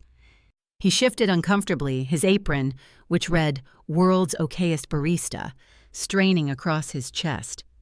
"Mr. Ward said," "Mr. Ward isn't from this neighborhood." Emma gestured to the street where morning joggers dodged around the suspiciously athletic newspaper vendors. "A coffee cart makes sense, but that newsstand? Nobody reads physical newspapers anymore, and that boutique? The staff are wearing off-the-rack Target while selling vintage Chanel. It's incongruous." The guard, barista, pulled out his phone, the case military grade despite his civilian cover. "What would you suggest?" Emma studied the street with fresh eyes, noting traffic patterns, local habits, the rhythm of the neighborhood. Food truck on the corner. Everyone loves food trucks. They're always crowded. Perfect cover. Convert the newsstand to a pet supply store. This neighborhood is full of dog walkers. The boutique. She paused. Actually, that should be a dry cleaner. Boring, necessary, and nobody questions someone sitting inside all day. He typed rapidly, his massive fingers surprisingly delicate on the screen. "Brilliant. You should do security consulting. I sell flowers and protect 30 werewolves while maintaining a secret identity. So basically, Batman with better taste in colors." Before Emma could respond, a familiar honey-over-glass voice cut through the morning bustle, preceded by a wave of expensive perfume that battled with the coffee aroma. "Emma, your shop looks divine." Megan stood on the sidewalk in white again. Seriously, who wore white this often? Her smile sharp as gift scissors. The morning sun backlit her like she'd arranged it personally. "Megan," Emma kept her voice level, "what brings you here?" "Just wanted to chat, girl to girl." She touched Emma's arm with perfectly manicured nails, her fingers cold, despite the warming day. "Privately, it's about Stellan." Emma's wolf stirred uneasily beneath the suppressant like something shifting in deep water. But the street was full of witnesses, her new guards watching everything with the intensity of hawks who'd learned to make lattes. 5 minutes. They walked to the small garden behind her shop, where Emma grew the wildflowers nobody wanted to buy. Their feet crushed chamomile and released its apple scent into the air. Megan's heels sank into the mulch with soft squelching sounds, but she didn't complain. "You like him," Megan said without preamble. "And he clearly likes you. It's very romantic, very fairy tale." Emma waited. With Megan, there was always a but. But there it was. "You don't know about Celeste." The name hit like ice water, stealing Emma's breath. "Who?" "His wife." Megan examined her nails, each one gleaming like a tiny weapon. Oh, did he not mention he was married? How typical of men, leaving out tiny details like that. Emma's chest tightened, her lungs suddenly working harder against air that felt thick as honey. "Was?" "She died 3 years ago. Tragic, really. Car accident on the mountain roads." Megan's eyes glittered with false sympathy, cold as winter stars. But here's the thing about Ward Pack tradition. Mates are for life, even in death. That's not universal? No, but it is Ward law. A widow or widower can never be alpha. They're considered incomplete. Stellan's essentially finished. His father's been desperately trying to hide the marriage, pretend it never happened. They'd kill to protect that secret. Each word landed like a precisely aimed arrow, their points dipped in something that burned. Emma felt them all hit home, poisoning her hope with doubt that spread like ink in water. "You're lying." "Am I?" Megan pulled out her phone, showed a photo of a gravestone. The marble gleamed white in the image, letters carved deep and final. "Green Hills Cemetery, Section C, Row 12, Celeste Marie Ward and the beloved wife." The death date matches the night Stellan claims he was at a business conference in Tokyo. She tucked the phone away with practiced ease, her movements liquid and rehearsed. "He's using you, Emma, a convenient girlfriend, to distract from questions about why he's not mated. Once the merger's complete, once he's secured his position despite the technicality, you'll be discarded." "You don't know him." "I know he didn't tell you about her." Megan's smile was victorious, sharp enough to draw blood. "I know you're standing here with your heart breaking because you can feel the truth in what I'm saying. He's been hiding something massive." Emma's hands clenched, nails digging crescents into palms that had gone clammy. "Check for yourself," Megan said, already walking away, her heels clicking against stone like a countdown. "The grave's there, the records are public. The Ward Pack laws are written in their archives. I'm trying to save you worse heartbreak later." She paused at the garden gate, rust flaking off under her manicured grip. "He's a good man, Emma. But he's a ruined wolf pretending to be whole. And you?" Her eyes swept over Emma with something like pity. "You deserve better than being someone's convenient lie." The gate clicked shut with the finality of a coffin lid. Emma stood alone among her wildflowers, their usually comforting scent suddenly cloying, too sweet, like flowers at a funeral.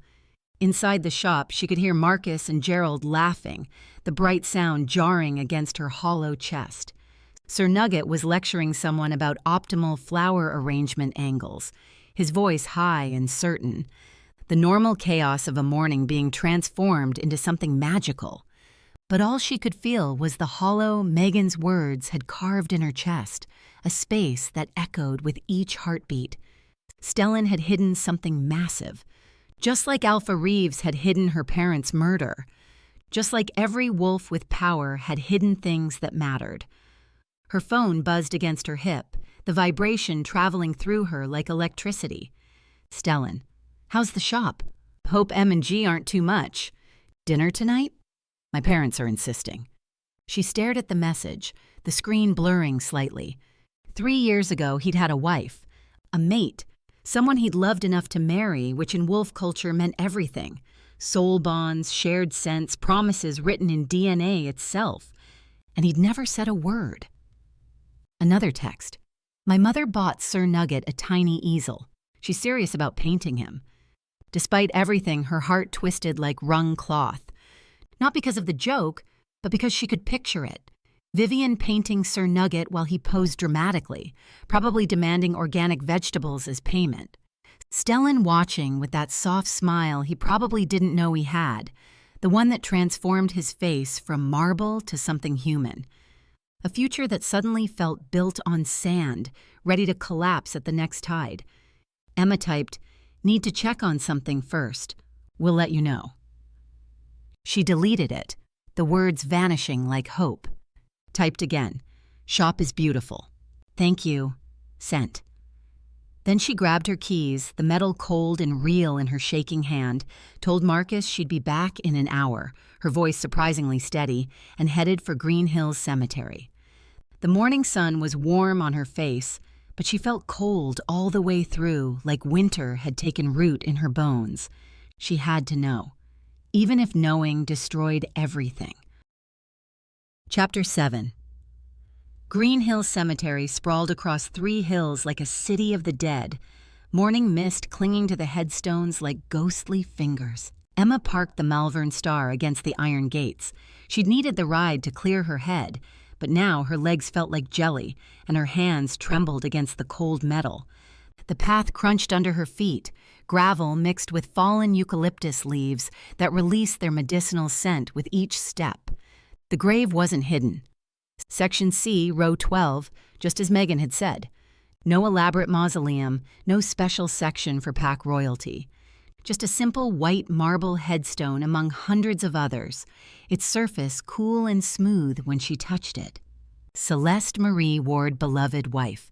The moon remembers what the sun forgets. Fresh violets lay at the base, their purple bright against the grass still beaded with morning dew. Their sweet scent mixed with freshly turned earth. Someone had been here this morning. You looking for someone specific? Emma jumped, her heart hammering. An elderly groundskeeper stood behind her, his weathered face kind beneath a swan's cap, the smell of pipe tobacco and honest work clinging to his overalls. I'm sorry, she said. I was just... No need to apologize. That's what they're here for, to be visited, remembered. He adjusted his grip on a rake, its wooden handle worn smooth from years of use. That one gets a visitor regular as clockwork, first Tuesday of every month. Really? Emma's throat felt tight like she'd swallowed thorns. Young man, well-dressed, brings violets, her favorite, apparently. The groundskeeper pulled out a thermos, offered her tea from the cap. Steam rose between them, bergamot and comfort cutting through the cemetery's morning chill. Never stays too long, just long enough to tidy up, say what needs saying. Good lad. Grief's a heavy thing, but he carries it proper. Proper? Doesn't wallow, doesn't make a show of it, just respects it. He took back the thermos cap, the metal warm from the tea. You know him? I thought I did, Emma said quietly, the words tasting like ash. Ah. The groundskeeper's eyes crinkled, lines deepening like map roads to wisdom. Word of advice from someone who's tended too many graves? The dead don't mind sharing. It's the living who get territorial. He shuffled off, his footsteps fading into the morning quiet, leaving Emma alone with Celeste Marie Ward and the scent of violets that seemed to follow her even as she walked away. The ride to the safe house was a blur of Sydney morning traffic and the Malvern Star's protesting chain. Emma's mind churned with each rotation of the petals, the rhythm matching her racing thoughts. The air grew warmer as the sun climbed, bringing with it the smell of coffee from cafes and exhaust from buses, but she barely noticed. The safe house assaulted her senses the moment she arrived, hammering that made her teeth ache, the sharp tang of fresh paint, sawdust thick enough to taste. Contractors hammered, sawed, and swore in 3 languages, while Sir Nugget supervised from a hard hat that kept slipping over his eyes. "That beam is load-bearing!" he shrieked at a confused electrician, his tiny voice somehow cutting through the construction chaos. "My MBA covered structural engineering. Emma." Elder May materialized from the kitchen like a flour-dusted ghost, the familiar scent of her lavender hand cream a small comfort in the chaos. "You look like you've seen a ghost." "Close enough." Emma collapsed at the kitchen table, which was miraculously intact, though now covered in a fine layer of plaster dust that gritted under her elbows. "May, what do you know about Ward pack laws?" May's hand stilled on the pie dough she'd been rolling, flour motes dancing in the sunlight between them. "That's specific. Why? Can a widowed wolf become alpha?" "Depends on the pack." May resumed rolling, but slower, the wooden pin creaking softly. "Some packs see it as weakness, others as strength. The Wards." She paused, and Emma caught the scent of cinnamon from whatever pie she was making. The Wards have been trying to change that particular law for 3 years. Emma's head snapped up so fast her neck cracked. "What?" "Stellan's father has been fighting the Pack Council tooth and nail." May's voice dropped as a contractor passed, his boots thundering on the new floorboards. "Old law says a widowed alpha is incomplete, can't fully lead. Quinlan Ward says that's archaic nonsense. Been working to overturn it since Celeste died." May's eyes sharpened like a hawk spotting prey. "So you know." "Megan told me. Made it sound like Stellan was hiding it to trick his way to alpha." "That girl," May said with enough venom to poison a small village, "would sell her own tail for an advantage." She dusted flour from her hands, the white powder floating like snow. "Stellan visits that grave monthly. Doesn't hide it. The whole pack knows. What they're hiding is how hard they're fighting to change the law." "Why hide that?" "Because if the Pack Council knows how desperately they want it changed, they'll dig in harder. Politics, dear one. It's always politics." Emma's phone buzzed against the wooden table, the vibration traveling through her bones. "Stellan, dinner is at 7. Should I pick you up, or would Sir Nugget prefer to drive?" She ignored it, the screen going dark like her mood. "I need to talk to Megan." "That's a terrible idea," May said, but she was already pulling off her apron. "I know." Emma stood, the chair scraping against new floors. "That's why I'm taking Nugs." The drive to Megan's part of town was like entering another world. The houses grew larger, the cars shinier, even the air seemed to smell more expensive, all manicured lawns and invisible wealth. Megan's townhouse squatted in the expensive district like a glass and steel toad, its windows reflecting the afternoon sun like accusing eyes. Emma was about to ring the bell when the door flew open and a man pushed past her, head down, reeking of cigarettes and ambition, with an undertone of something familiar, that Ward scent of pine and power, but soured somehow, like milk left in the sun. He looked familiar. Something about the jaw, the way he moved like he owned the sidewalk. "That was suspicious," Sir Nugget announced from her shoulder, wearing what he called his stealth vest. It was neon pink and sparkled in the sunlight. "I should investigate." Before Emma could stop him, he launched himself from her shoulder with surprising agility and scurried after the man, his tiny feet pattering on the concrete. "Nugs! Reconnaissance!" His voice faded as he disappeared around the corner, leaving only a trail of sparkles from his vest.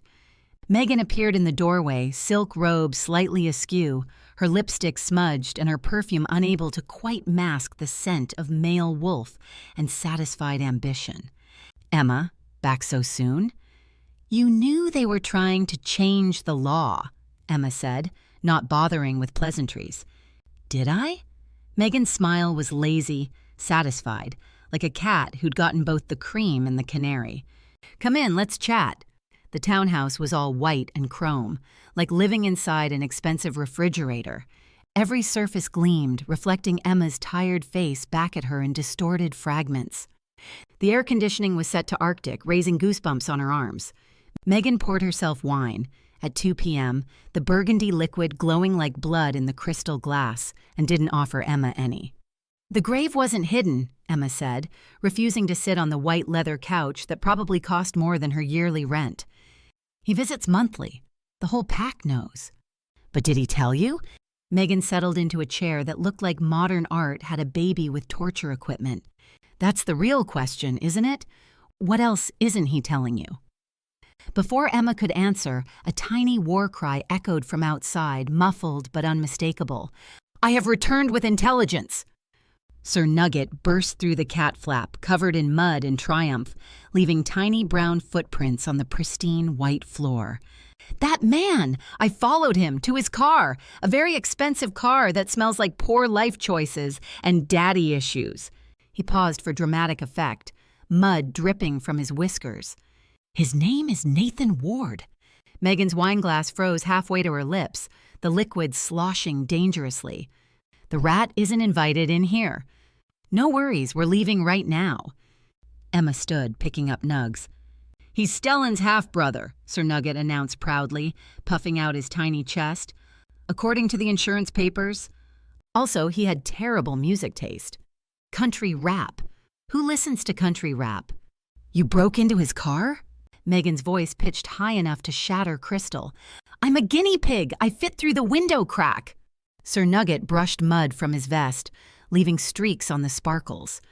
Emma turned to Megan slowly, like a predator who'd just spotted prey. Stellan's half-brother was here, in your robe-requiring company. It's not...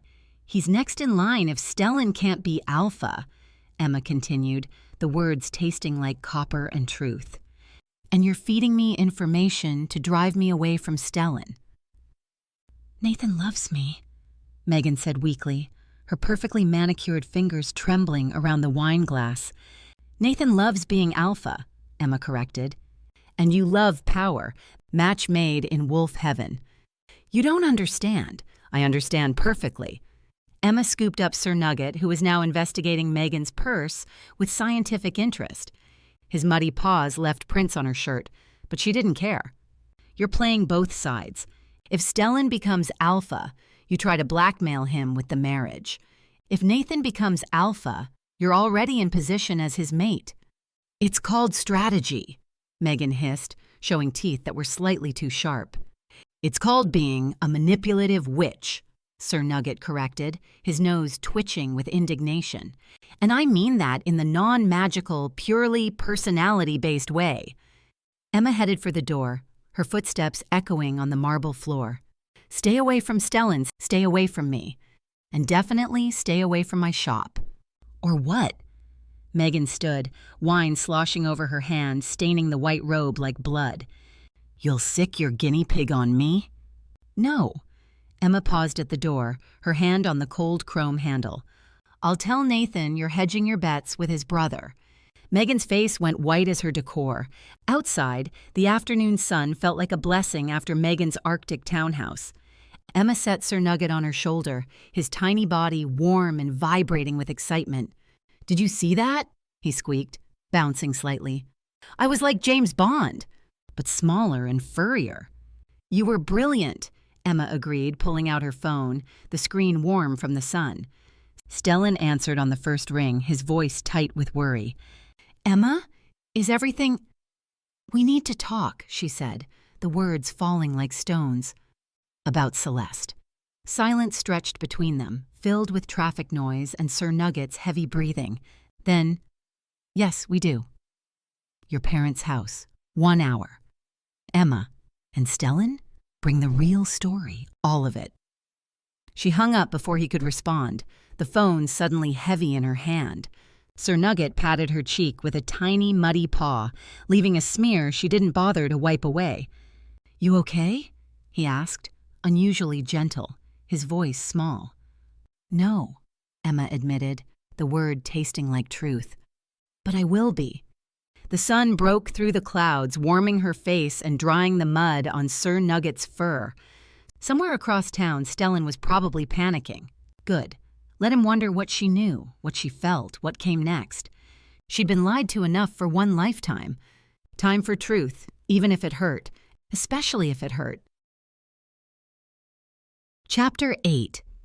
The Ward Estate's driveway stretched before Emma like a runway to judgment, lined with jacarandas that dropped purple petals like bruises on the pristine concrete. The house, mansion really, loomed in afternoon shadow, all glass and ambition reaching toward a sky that smelled like coming rain. Vivian answered the door herself, paint smudged on her cheek like war paint, her usual theatrical energy dimmed to something anxious. "Emma, darling! And Sir Nugget!" She ushered them in, her fingers trembling slightly. "Stellan's not here yet. Quinlan's trapped in that merger meeting and—" She stopped, really looking at Emma's face. "What's happened?" The foyer smelled of beeswax and worry. Emma followed Vivian to a sitting room that managed to be both grand and cozy, filled with Vivian's paintings, wild, emotional things that made the walls seem to breathe. "Mrs. Ward?" "Vivian, please." She was already pouring tea, the china rattling. "You look like you need this." "Perhaps something stronger," Sir Nugget suggested from Emma's shoulder. "For medicinal purposes? My MBA covered crisis management beverages." Vivian's phone buzzed. She read it, her face paling beneath the paint smudge. "Marcus, Stellan's assistant, not your stylist, says Stellan left the office an hour ago. No security, not heading to the merger meeting." Her eyes found Emma's. "What's going on?" Emma's throat felt full of glass. "Megan came to my shop, told me about Celeste." "That vapid little—" Vivian caught herself. "Sorry, continue." "I went to the cemetery, then to confront Megan." Emma watched Vivian's hands still on her teacup. "Nathan was there. Your other son." The teacup cracked, a hairline fracture spreading like a secret revealed. "Nathan and Megan, of course." Vivian's laugh was bitter as burnt coffee. She always did hedge her bets. "It's about the alpha position, isn't it? If Stellan can't claim it because of the widower law." It was never about that. Vivian set down the broken cup, tea seeping into the Persian rug. "Quinlan cares about succession, legacy, all that pack nonsense. But Stellan." She shook her head. "He never wanted to be alpha. He was doing it for the pack to keep Nathan from—" She stopped. "From what?" "Nathan is ambitious, cruel ambitious, the kind that sees pack members as resources, not family." Vivian's voice dropped. "But none of that would make Stellan run off without security." Emma leaned forward, catching Vivian's paint and jasmine scent mixed with fear. "What would? What's his worst fear?" "Family safety." The answer came immediately. After Celeste died, he became obsessed with protecting everyone. Quinlan, me, even Nathan, despite everything. "But that's not what would make him rush off alone," Emma pressed. "What would make him risk everything?" Vivian's hands twisted in her lap. "The only thing that's haunted him for 3 years. The only thing he can't let go." Her voice cracked. "Finding out who killed Celeste." "Killed?" "The police called it an accident. Car went off the cliff in bad weather." Vivian's eyes were wet. But Stellan never believed it. Celeste was too good a driver, knew those roads too well. He spent 3 years investigating, hiring private detectives, following paper trails. It's consumed him. Emma forced herself to ask the question clawing at her throat. Did he love her? Celeste? I know mates are for life, but... Oh, darling. Vivian's hand covered Emma's, warm and soft. Mate bonds are law, not always love. Stellan did love Celeste. They were childhood sweethearts, promised to each other before they could walk. She squeezed gently. But Emma, I've never seen him look at anyone the way he looks at you. But they were mates. They were married. That's not the same as true mates. Vivian's eyes held centuries of pack knowledge. What you and Stellan have, That immediate recognition, that pull, that's what we call soul recognition. True mate bonds, they're so rare most wolves think they're myth. Before Emma could process this, a crash came from upstairs, followed by triumphant squeaking. Eureka! Evidence! Smoking guns! Other detective phrases. Sir Nugget appeared at the top of the stairs, covered in cobwebs and dust, dragging what looked like a leather journal page. Nugget! Emma started up the stairs. You can't just... I found something! He tumbled down the steps, somehow landing right side up. In Stellan's old room, behind a loose baseboard, with my MBA investigation skills. His old room? Vivian frowned. That entire wing's been closed since Celeste died. He couldn't bear, her voice caught. He kept everything exactly as it was, her perfumes probably still on the pillows. The dust was 3 years thick, Sir Nugget announced, like archaeological layers, but someone had been there today, fresh footprints in the dust. The door was cracked open and I detected recent Stellan scent. He went back, Emma breathed. After all this time, he went back to their room. The room was a mausoleum, Sir Nugget continued, brushing cobwebs from his whiskers. Wedding photos covered in dust, her clothes still in the closet like she might come back for them, and this, he pushed the paper forward, hidden behind the baseboard where water damage from an old radiator made the wood discolored. Someone had pried it open recently. Fresh splinters. Vivian picked up the page with shaking fingers. It was torn from a diary, the handwriting feminine and frightened. Derek won't stop. He came to the office again today, says it's about pack business, but I know better, the way he looks at me, like I'm something he owns but hasn't collected yet. S doesn't see it. Derek's been his friend since university, but I know predators. I know when I'm being hunted. He said if I can't be his, I won't be anyone's. I'm meeting him tomorrow about the pack finances he claims are irregular.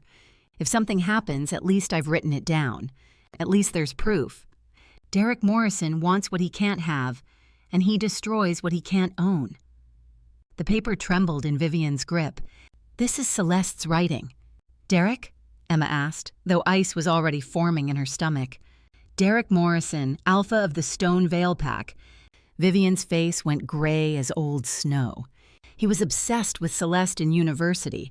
When she chose Stellan, Derek pretended to be happy for them.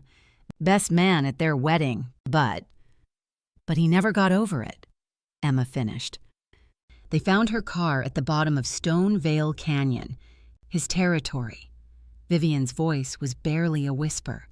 The investigators said she must have taken a wrong turn in the rain, but that road led nowhere except to Derek's compound. The pieces clicked together with sickening clarity. He killed her because he couldn't have her, Emma said, nausea rising. And Stellan found this today, proof that Derek threatened her. 3 years, Vivian whispered. 3 years of Stellan wondering if he could have saved her, if he'd just believed her fears. 3 years of guilt eating him alive. 3 years of suspicion without proof. And now he knows his best friend, the man he trusted, murdered his wife out of jealousy. If Derek was that obsessed, that vindictive, he wouldn't stop at killing Celeste, Emma said, the implications hitting her like cold water. He'd want to watch Stellan suffer. He'd monitor his life, make sure he never found happiness again. Vivian's eyes widened in horror. Derek has contacts everywhere, pack gatherings, business meetings. He would have heard about you by now. Stellan knows this. Emma's voice was steady despite her racing heart. He's worried about my safety. He's not just going for revenge. He's going to eliminate the threat before Derek comes after me. Not just worried, terrified. Vivian grabbed Emma's hands. Derek's that type of vindictive. What he can't have, no one can have. He killed Celeste rather than see her with Stellan. And if Stellan's found another mate, a true mate, Derek won't let that stand. He's probably already planning, where would they meet? Emma cut her off, not wanting to hear the rest. The old lumber mill, neutral ground for challenges. Vivian grabbed Emma's arm. You can't go alone. She won't be alone. Sir Nugget puffed up. I have an MBA. I need a car, Emma said. Vivian was already pulling out keys. "Marcus left the Audi." "But Emma, you're human, you can't—" Emma's fingers found her suppressant charm, the silver warm against her throat.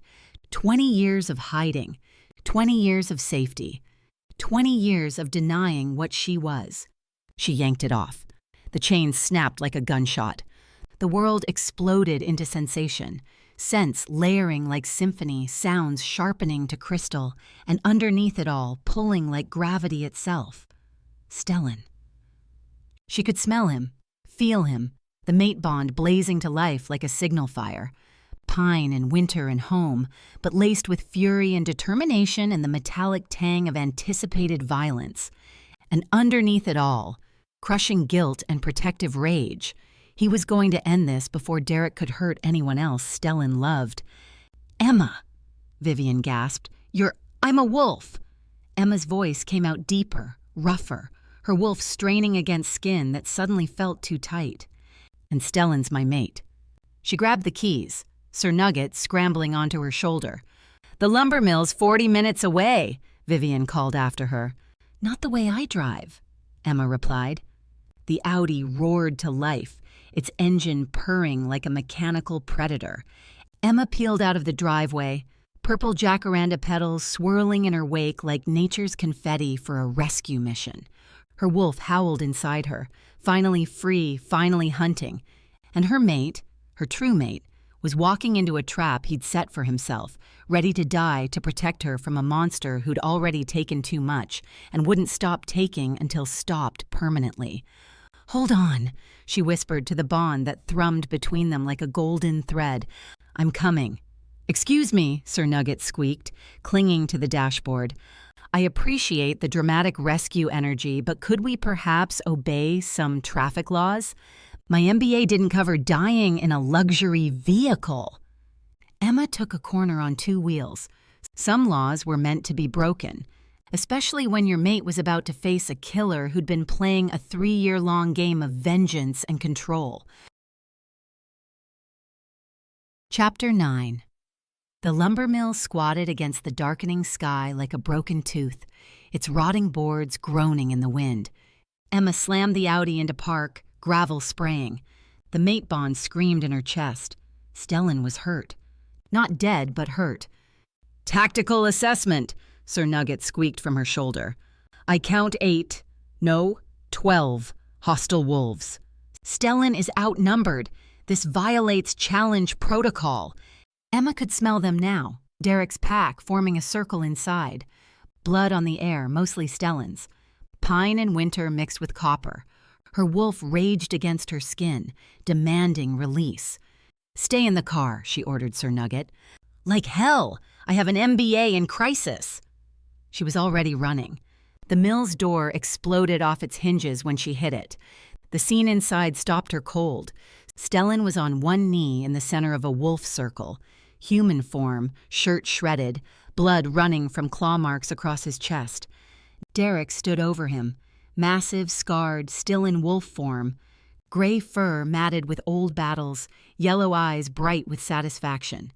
"Shift and fight me properly." Derek's voice came out gravelly through his wolf throat. "Or die on your knees like your precious Celeste died on hers, begging." Stellan lunged. But 2 of Derek's wolves slammed him back down. His eyes, those silver eyes, found Emma across the warehouse. "No," he breathed. "Emma, run." "The girlfriend!" Derek's head swiveled toward her, and his wolf lips pulled back in what might have been a smile. "Perfect timing. You can watch him die, then join him." "Ors." He padded closer to Emma, his pack parting to let him through. "You can be mine. I collect what the Ward boys value." Emma's wolf slammed against her control, 20 years of suppression making the shift feel like breaking bones that had healed wrong. "I am no one's to collect," she said. Then she let go.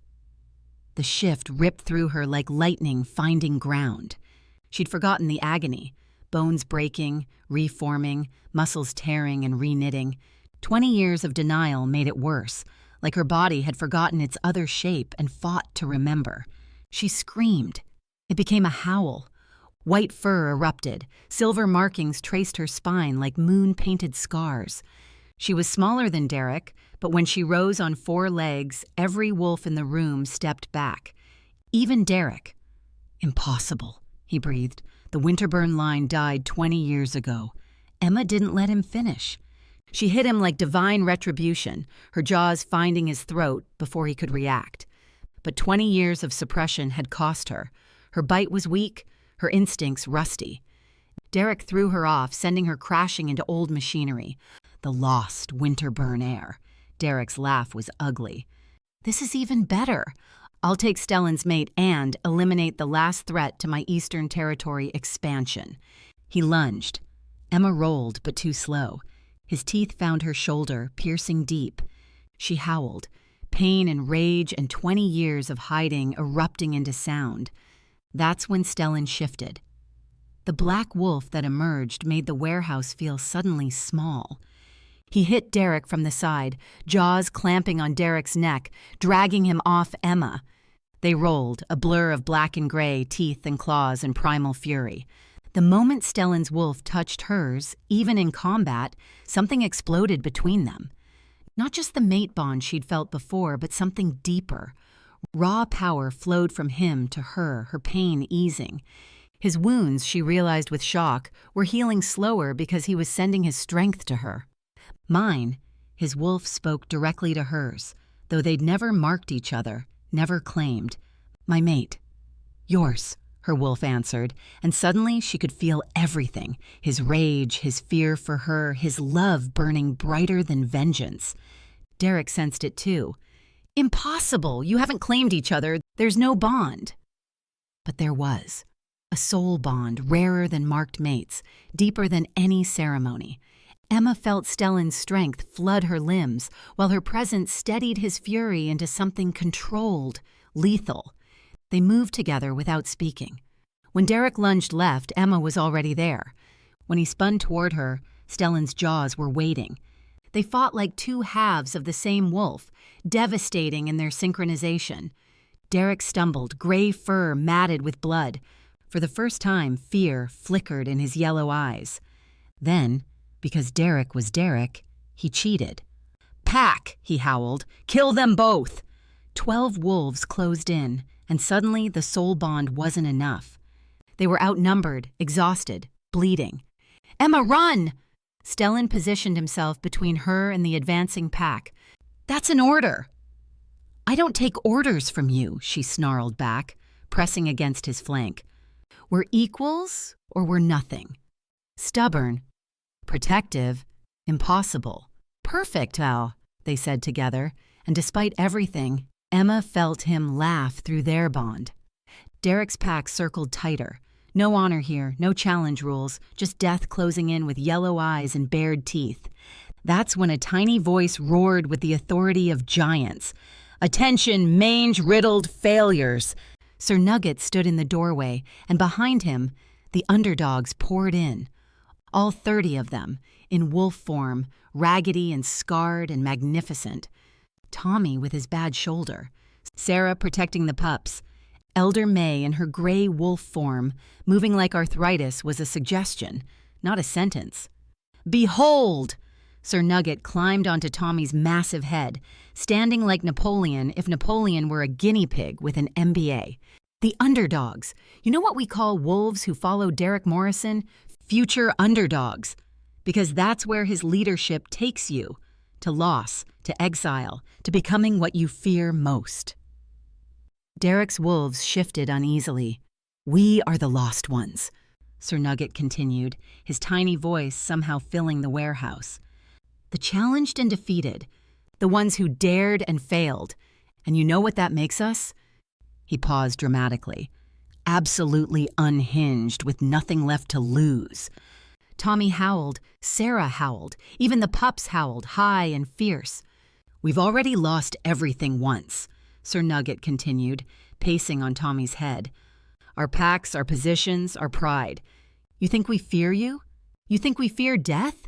We eat fear for breakfast, with organic granola." Elder May stepped forward, and even Derek's hardened fighters stepped back. There was something terrifying about a grandmother wolf who'd survived everything life could throw and came back snarling. Also, Sir Nugget added conversationally, Pack Protocol Section 7. Interference in formal challenge results in immediate pack war. And honestly, he looked directly at Derek. You're not worth the paperwork. You're a walking red flag. A sentient bad decision. The human equivalent of stepping on Legos barefoot. You're what happens when toxic masculinity gets rabies. One of Derek's wolves actually snorted a laugh, quickly covered with a cough. Your own pack is laughing at you, Sir Nugget observed. That's embarrassing. I have an MBA, and even I know that's bad leadership. You're not an alpha, Derek. You're just a bully with a pack of wolves too scared to find better options. But look, he gestured grandly at the underdogs. Better options. Wolves who choose their pack, who fight for family, not fear. Also, he added, tiny paw pointing at Derek, you're a loser who kills women because they won't date you. That's not alpha behavior. That's what we in the business world call criminally pathetic. I've seen better leadership from middle management at a paper company. Derek's wolves looked at each other, then at the 30 underdogs ready to die for their strange pack, then at their alpha bleeding on the ground. They backed away. Cowards, Derek snarled. Smart, one of his former wolves corrected, already heading for the door. We followed strength. This isn't strength. This is just sad. Derek found himself alone, surrounded, defeated. Stellan and Derek circled each other, both bleeding, both breathing hard. You killed her. Stellan's voice was barely human. You killed Celeste because you couldn't have her. She was mine first, Derek snarled. Promised to me before you existed. You wards take everything. She chose me. She chose wrong. Derek lunged again, desperate, sloppy. This time, Stellan was ready. They met in the air, and when they landed, Stellan's jaws were around Derek's throat. Not biting, just holding. Derek went still. Do it, Derek growled. Kill me like I killed her. Emma limped forward, her white fur stained red. She could feel Stellan's rage through their bond, the need for vengeance burning like acid. 3 years of guilt and grief demanding blood. But she also felt something else. The underdogs watching. The pups who'd seen too much violence. Sir Nugget's small, hopeful presence. She shifted back, the change easier this time, like her body remembered.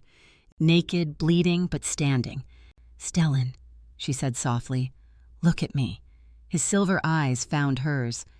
He took Celeste. Don't let him take you too. She moved closer, not caring about Derek's pack, about her nakedness, about anything but the wolf she loved. You're not a killer. You're a protector. That's why I love you. The words hung in the air like a spell. Stellan's jaw loosened. Derek dropped, gasping. You're weak, Derek spat, just like... Elder May's jaws clamped around Derek's muzzle, shutting him up. Pack law, May said through wolf teeth. Challenge resolved. Derek Morrison is banished from this territory. She looked at his scattered pack. Anyone who follows him shares his exile. Derek's former wolves had already disappeared into the night. Stellan shifted back, immediately moving to Emma, pulling off his shredded shirt to wrap around her. You're hurt. You're hurt worse, she countered, touching the gashes on his chest. You shifted. His voice was full of wonder. After 20 years, you shifted. For me. For us, she corrected. Also, did you feel that? The bond? We're not even marked, and I could feel your thoughts. Soul bonds, Elder May said, having shifted back and somehow finding a tarp to wrap around herself. Rarer than true mates. You two are showing off. He kissed her then, blood and sweat and tears mixing, the underdogs howling approval around them. I object, Sir Nugget announced. There are children present. Also, someone should probably call an ambulance. Multiple people are bleeding. Derek dragged himself toward the door, May finally releasing his muzzle. He looked back once, yellow eyes full of hate. This isn't over. Yes, Stellan said quietly. It is. You're done, Derek. No pack, no territory, no power. just a bitter wolf who destroyed everything he touched. Derek slunk into the night, alone. Emma sagged against Stellan. "Did we win?" "We survived," he said. "Sometimes that's the same thing, huh?" "Excuse me!" Sir Nugget climbed onto a crate. "I have notes. First, excellent dramatic timing, everyone. Second, Emma, your shift was magnificent but needs practice. Third, Stellan, next time bring backup from the start. Fourth." "Nugs," Emma said weakly. "MBA assessment later. Hospital now." "Oh, right. Yes, Tommy, call the special ambulance, the one for wolves." As sirens wailed in the distance, Emma looked around the mill. 30 underdogs who'd risked everything to save her. A guinea pig with delusions of grandeur. A mate who'd chosen mercy over vengeance. And herself, no longer hiding, no longer suppressing, no longer afraid. "Hey," Stellan murmured against her hair. "Marry me." "That's not a proposal," she said. "That's a demand." "Marry me, please." Still terrible. He dropped to his knees, wounded, shirtless, covered in blood and dirt. Emma Winterburn, shifted wolf, protector of underdogs, wielder of attack bicycles, keeper of my heart. Will you marry me? "Wait!" Sir Nugget scrambled over. "I need to live stream this. My followers demand content." Emma laughed, then winced as it pulled her shoulder wound. "Yes, but Sir Nugget plans the wedding. I accept this responsibility. It will be legendary. Organic catering only." The ambulances arrived, loaded with paramedics who didn't blink at wolf wounds. As they loaded Emma and Stellan, she heard Elder May organizing the underdogs, Sir Nugget dictating wedding plans to his phone, and felt Stellan's hand in hers. "No more secrets?" she asked. "No more secrets," he promised. "Except what I'm getting you for a wedding present. If it's not organic lettuce for Sir Nugget, he'll riot." Noted. As the ambulance drove away from the mill, Emma saw the sunrise painting the sky pink and gold. New day, new life. New pack that included a guinea pig CEO, 30 underdogs, and one wolf who'd waited 20 years to come home. Worth every broken bone in the shift. Worth every drop of blood. Worth the wait. "Emma?" Stellan's voice was getting drowsy from blood loss.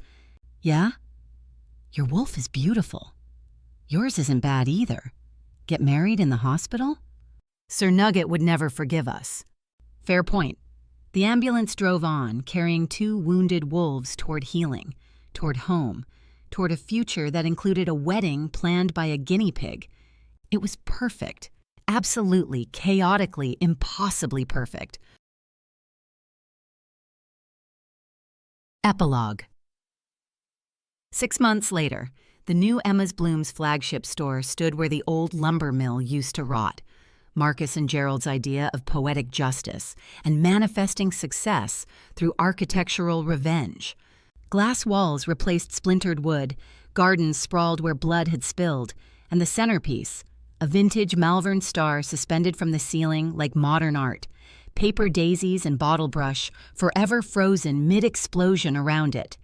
"Ladies and gentlemen," Sir Nugget stood on a custom podium, Italian marble because he had standards, wearing a tiny tuxedo that cost more than most people's rent.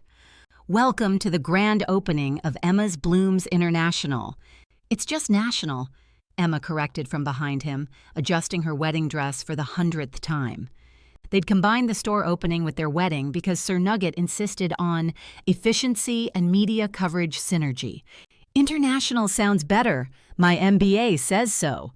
The crowd laughed. Wolves from 3 packs, the entire underdog family, now officially recognized as a legitimate pack, and enough flowers to make Eden jealous. Marcus and Gerald had outdone themselves, transforming Emma's small shop into what they called an empire of botanical excellence with subsidiary potential. "Can you believe it?" Stellan murmured in her ear, his arms sliding around her waist.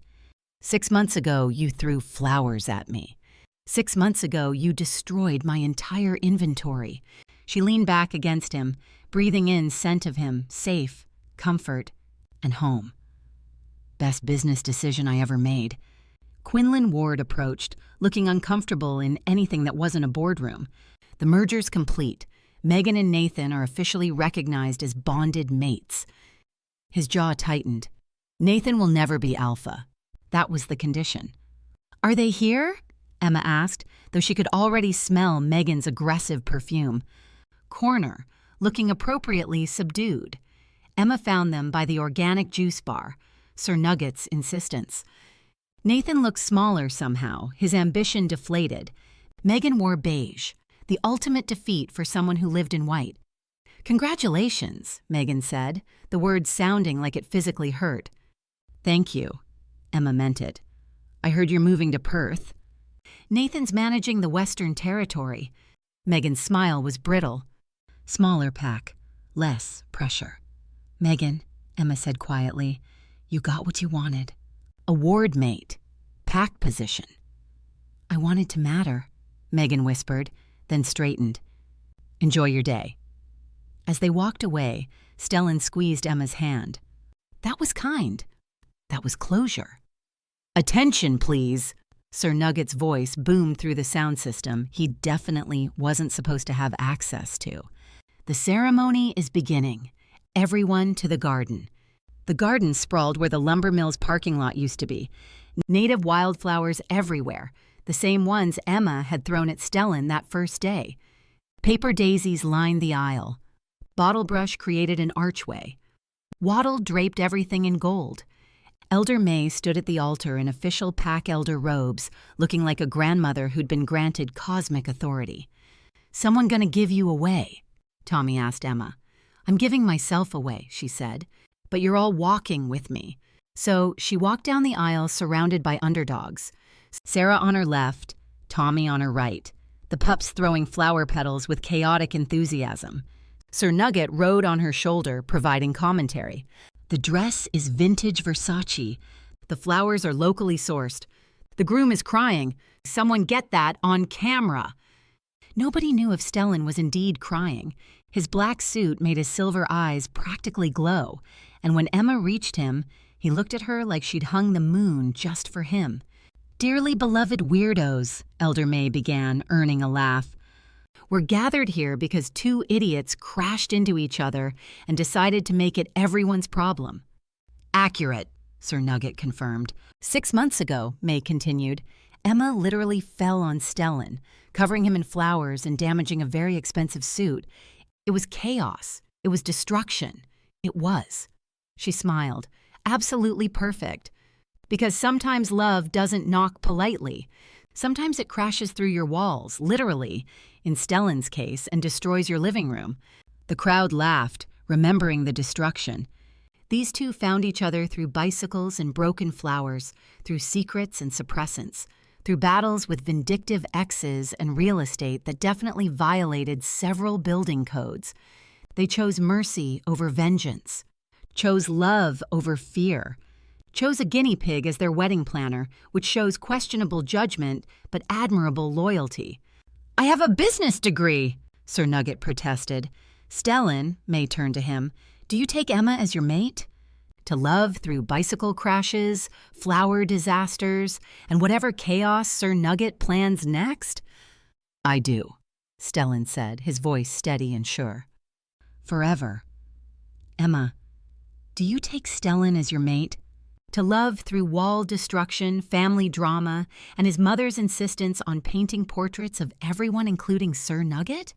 "Speaking of," Vivian called out, "the unveiling is after the reception." Emma laughed, tears streaming. "I do, always." Then by the power vested in me by pack law, common sense, and Sir Nugget's threatening emails about proper ceremony protocol. They were strongly worded suggestions. "I pronounce you mates," May grinned. "Kiss her already, boy. We have a reception to get to, and I heard there's an open bar." Stellan cupped Emma's face, and for a moment the world narrowed to just them. "I love you," he whispered. "My bicycle crash, my flower disaster, my everything. I love you too," she whispered back. "My wall destroyer, my corporate wolf, my home."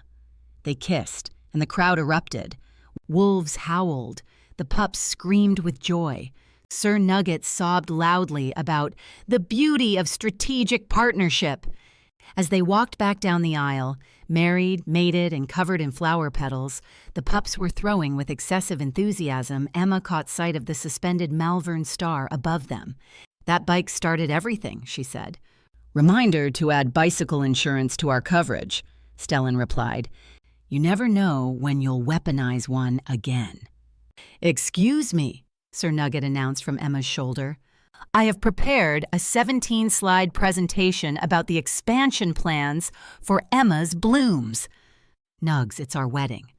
"Which is why it's the perfect time. Everyone's here." Marcus and Gerald already approved the pitch.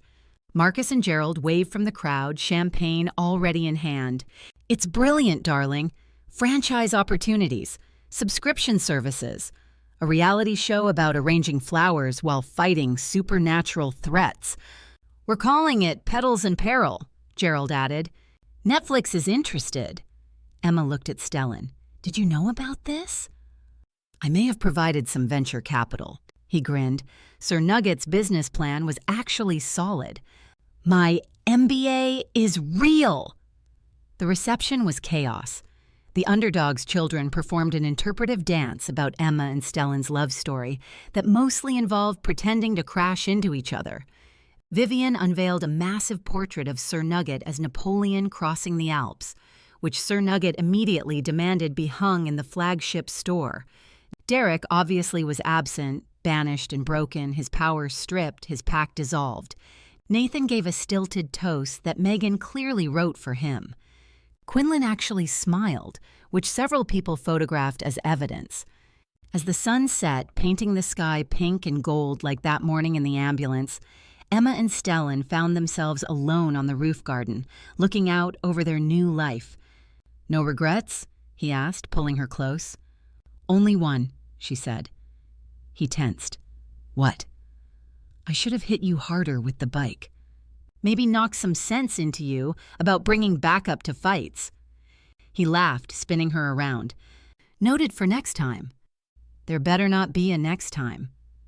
"With our luck, there's always a next time." "Excuse me," Sir Nugget appeared, somehow having scaled the building. "I need your signatures on the adoption papers." "What adoption papers?" Emma asked. "For the 7 guinea pigs I'm adopting. They'll be my accounting department."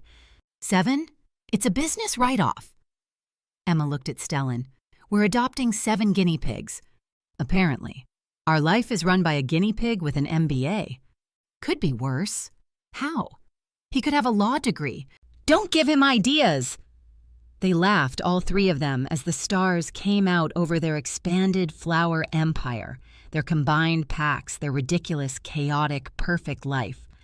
6 months ago, Emma had crashed into Stellan, covering him in flowers and destruction. Now she was covered in love, in family, in a future that smelled like paper daisies and home. "Hey," Stellan murmured against her hair. "Thank you." "For what?" "For crashing into my life." "Thank you for destroying my walls. Always." Below them, the party continued. The underdogs danced badly. The pups ate too much cake. Sir Nugget was definitely live-streaming his business presentation to his followers. Above them, the stars winked like scattered flower petals across the sky. And in Emma's chest, her wolf sang, no longer suppressed, no longer hidden, just free. Free to love, free to run, free to build flower empires with a guinea pig CEO. It was absolutely, perfectly, chaotically theirs. And it all started with a bicycle, some broken flowers, and a collision that changed everything. "Emma?" "Yeah? Ready for the next adventure?" She looked at her mate, her husband, her home. "With you?" "Always." "And Sir Nugget?" "Obviously, I have 17 more business ideas." They laughed, all 3 of them, as the night wrapped around their happiness like a blessing. It has been Flowers Over the Moon, written by D.N. Leo, narrated by Jessica Lee. And there you have it. From a bicycle crash to a flower empire. From a woman hiding her wolf for 20 years to an alpha who chose mercy over revenge. From 30 homeless underdogs to a pack that redefined what family means. Emma and Stellan proved that sometimes the best love stories start with complete disaster. That sometimes your soulmate comes with a vindictive ex, a complicated past, and a tendency to destroy your walls, literally. And sometimes, just sometimes, your greatest ally is a guinea pig with an MBA who absolutely will plan your wedding, whether you asked him to or not. Sir Nugget was right about one thing. The underdogs really do have nothing left to lose, which makes them the strongest pack of all. If you made it this far, you're amazing. Seriously, you just listened to a complete novel about wolves, flower shops, and a guinea pig who may or may not have actually graduated from online Harvard. You deserve a reward. Bonus story alert. For those dedicated listeners who made it to the end, I have an exclusive bonus epilogue waiting for you. Sir Nugget's MBA Adventures, The 7 Guinea Pigs of Chaos. Find out what happens when Sir Nugget actually adopts 7 guinea pigs as his accounting department and accidentally creates a supernatural small business empire. The link is in the description and pinned in the first comment. Did this story make you laugh? Cry? Want to adopt a business-savvy guinea pig? Let me know in the comments which scene hit you the hardest. Was it Emma's first shift in 20 years? Stellan choosing not to kill Derek? Or Sir Nugget calling Derek the human equivalent of stepping on Legos barefoot? Your engagement keeps these stories alive. Every like, every comment, every share tells me you want more original shifter romances with heart, humor, and heroic guinea pigs. What story should I tell next? Drop your wildest shifter romance ideas in the comments. The more creative, the better. Someone asked for this story about underdogs and flower shops, and look what we created together. Subscribe and hit the notification bell so you don't miss the next story. Because I promise you, if you enjoyed Emma and Stellan's journey, you're going to love what's coming next. Thank you for listening, for caring about these characters, and for believing that sometimes the best happily ever afters come with a side of absolute chaos. Until next time, remember, not all heroes wear capes. Some wear tiny bow ties and have MBAs.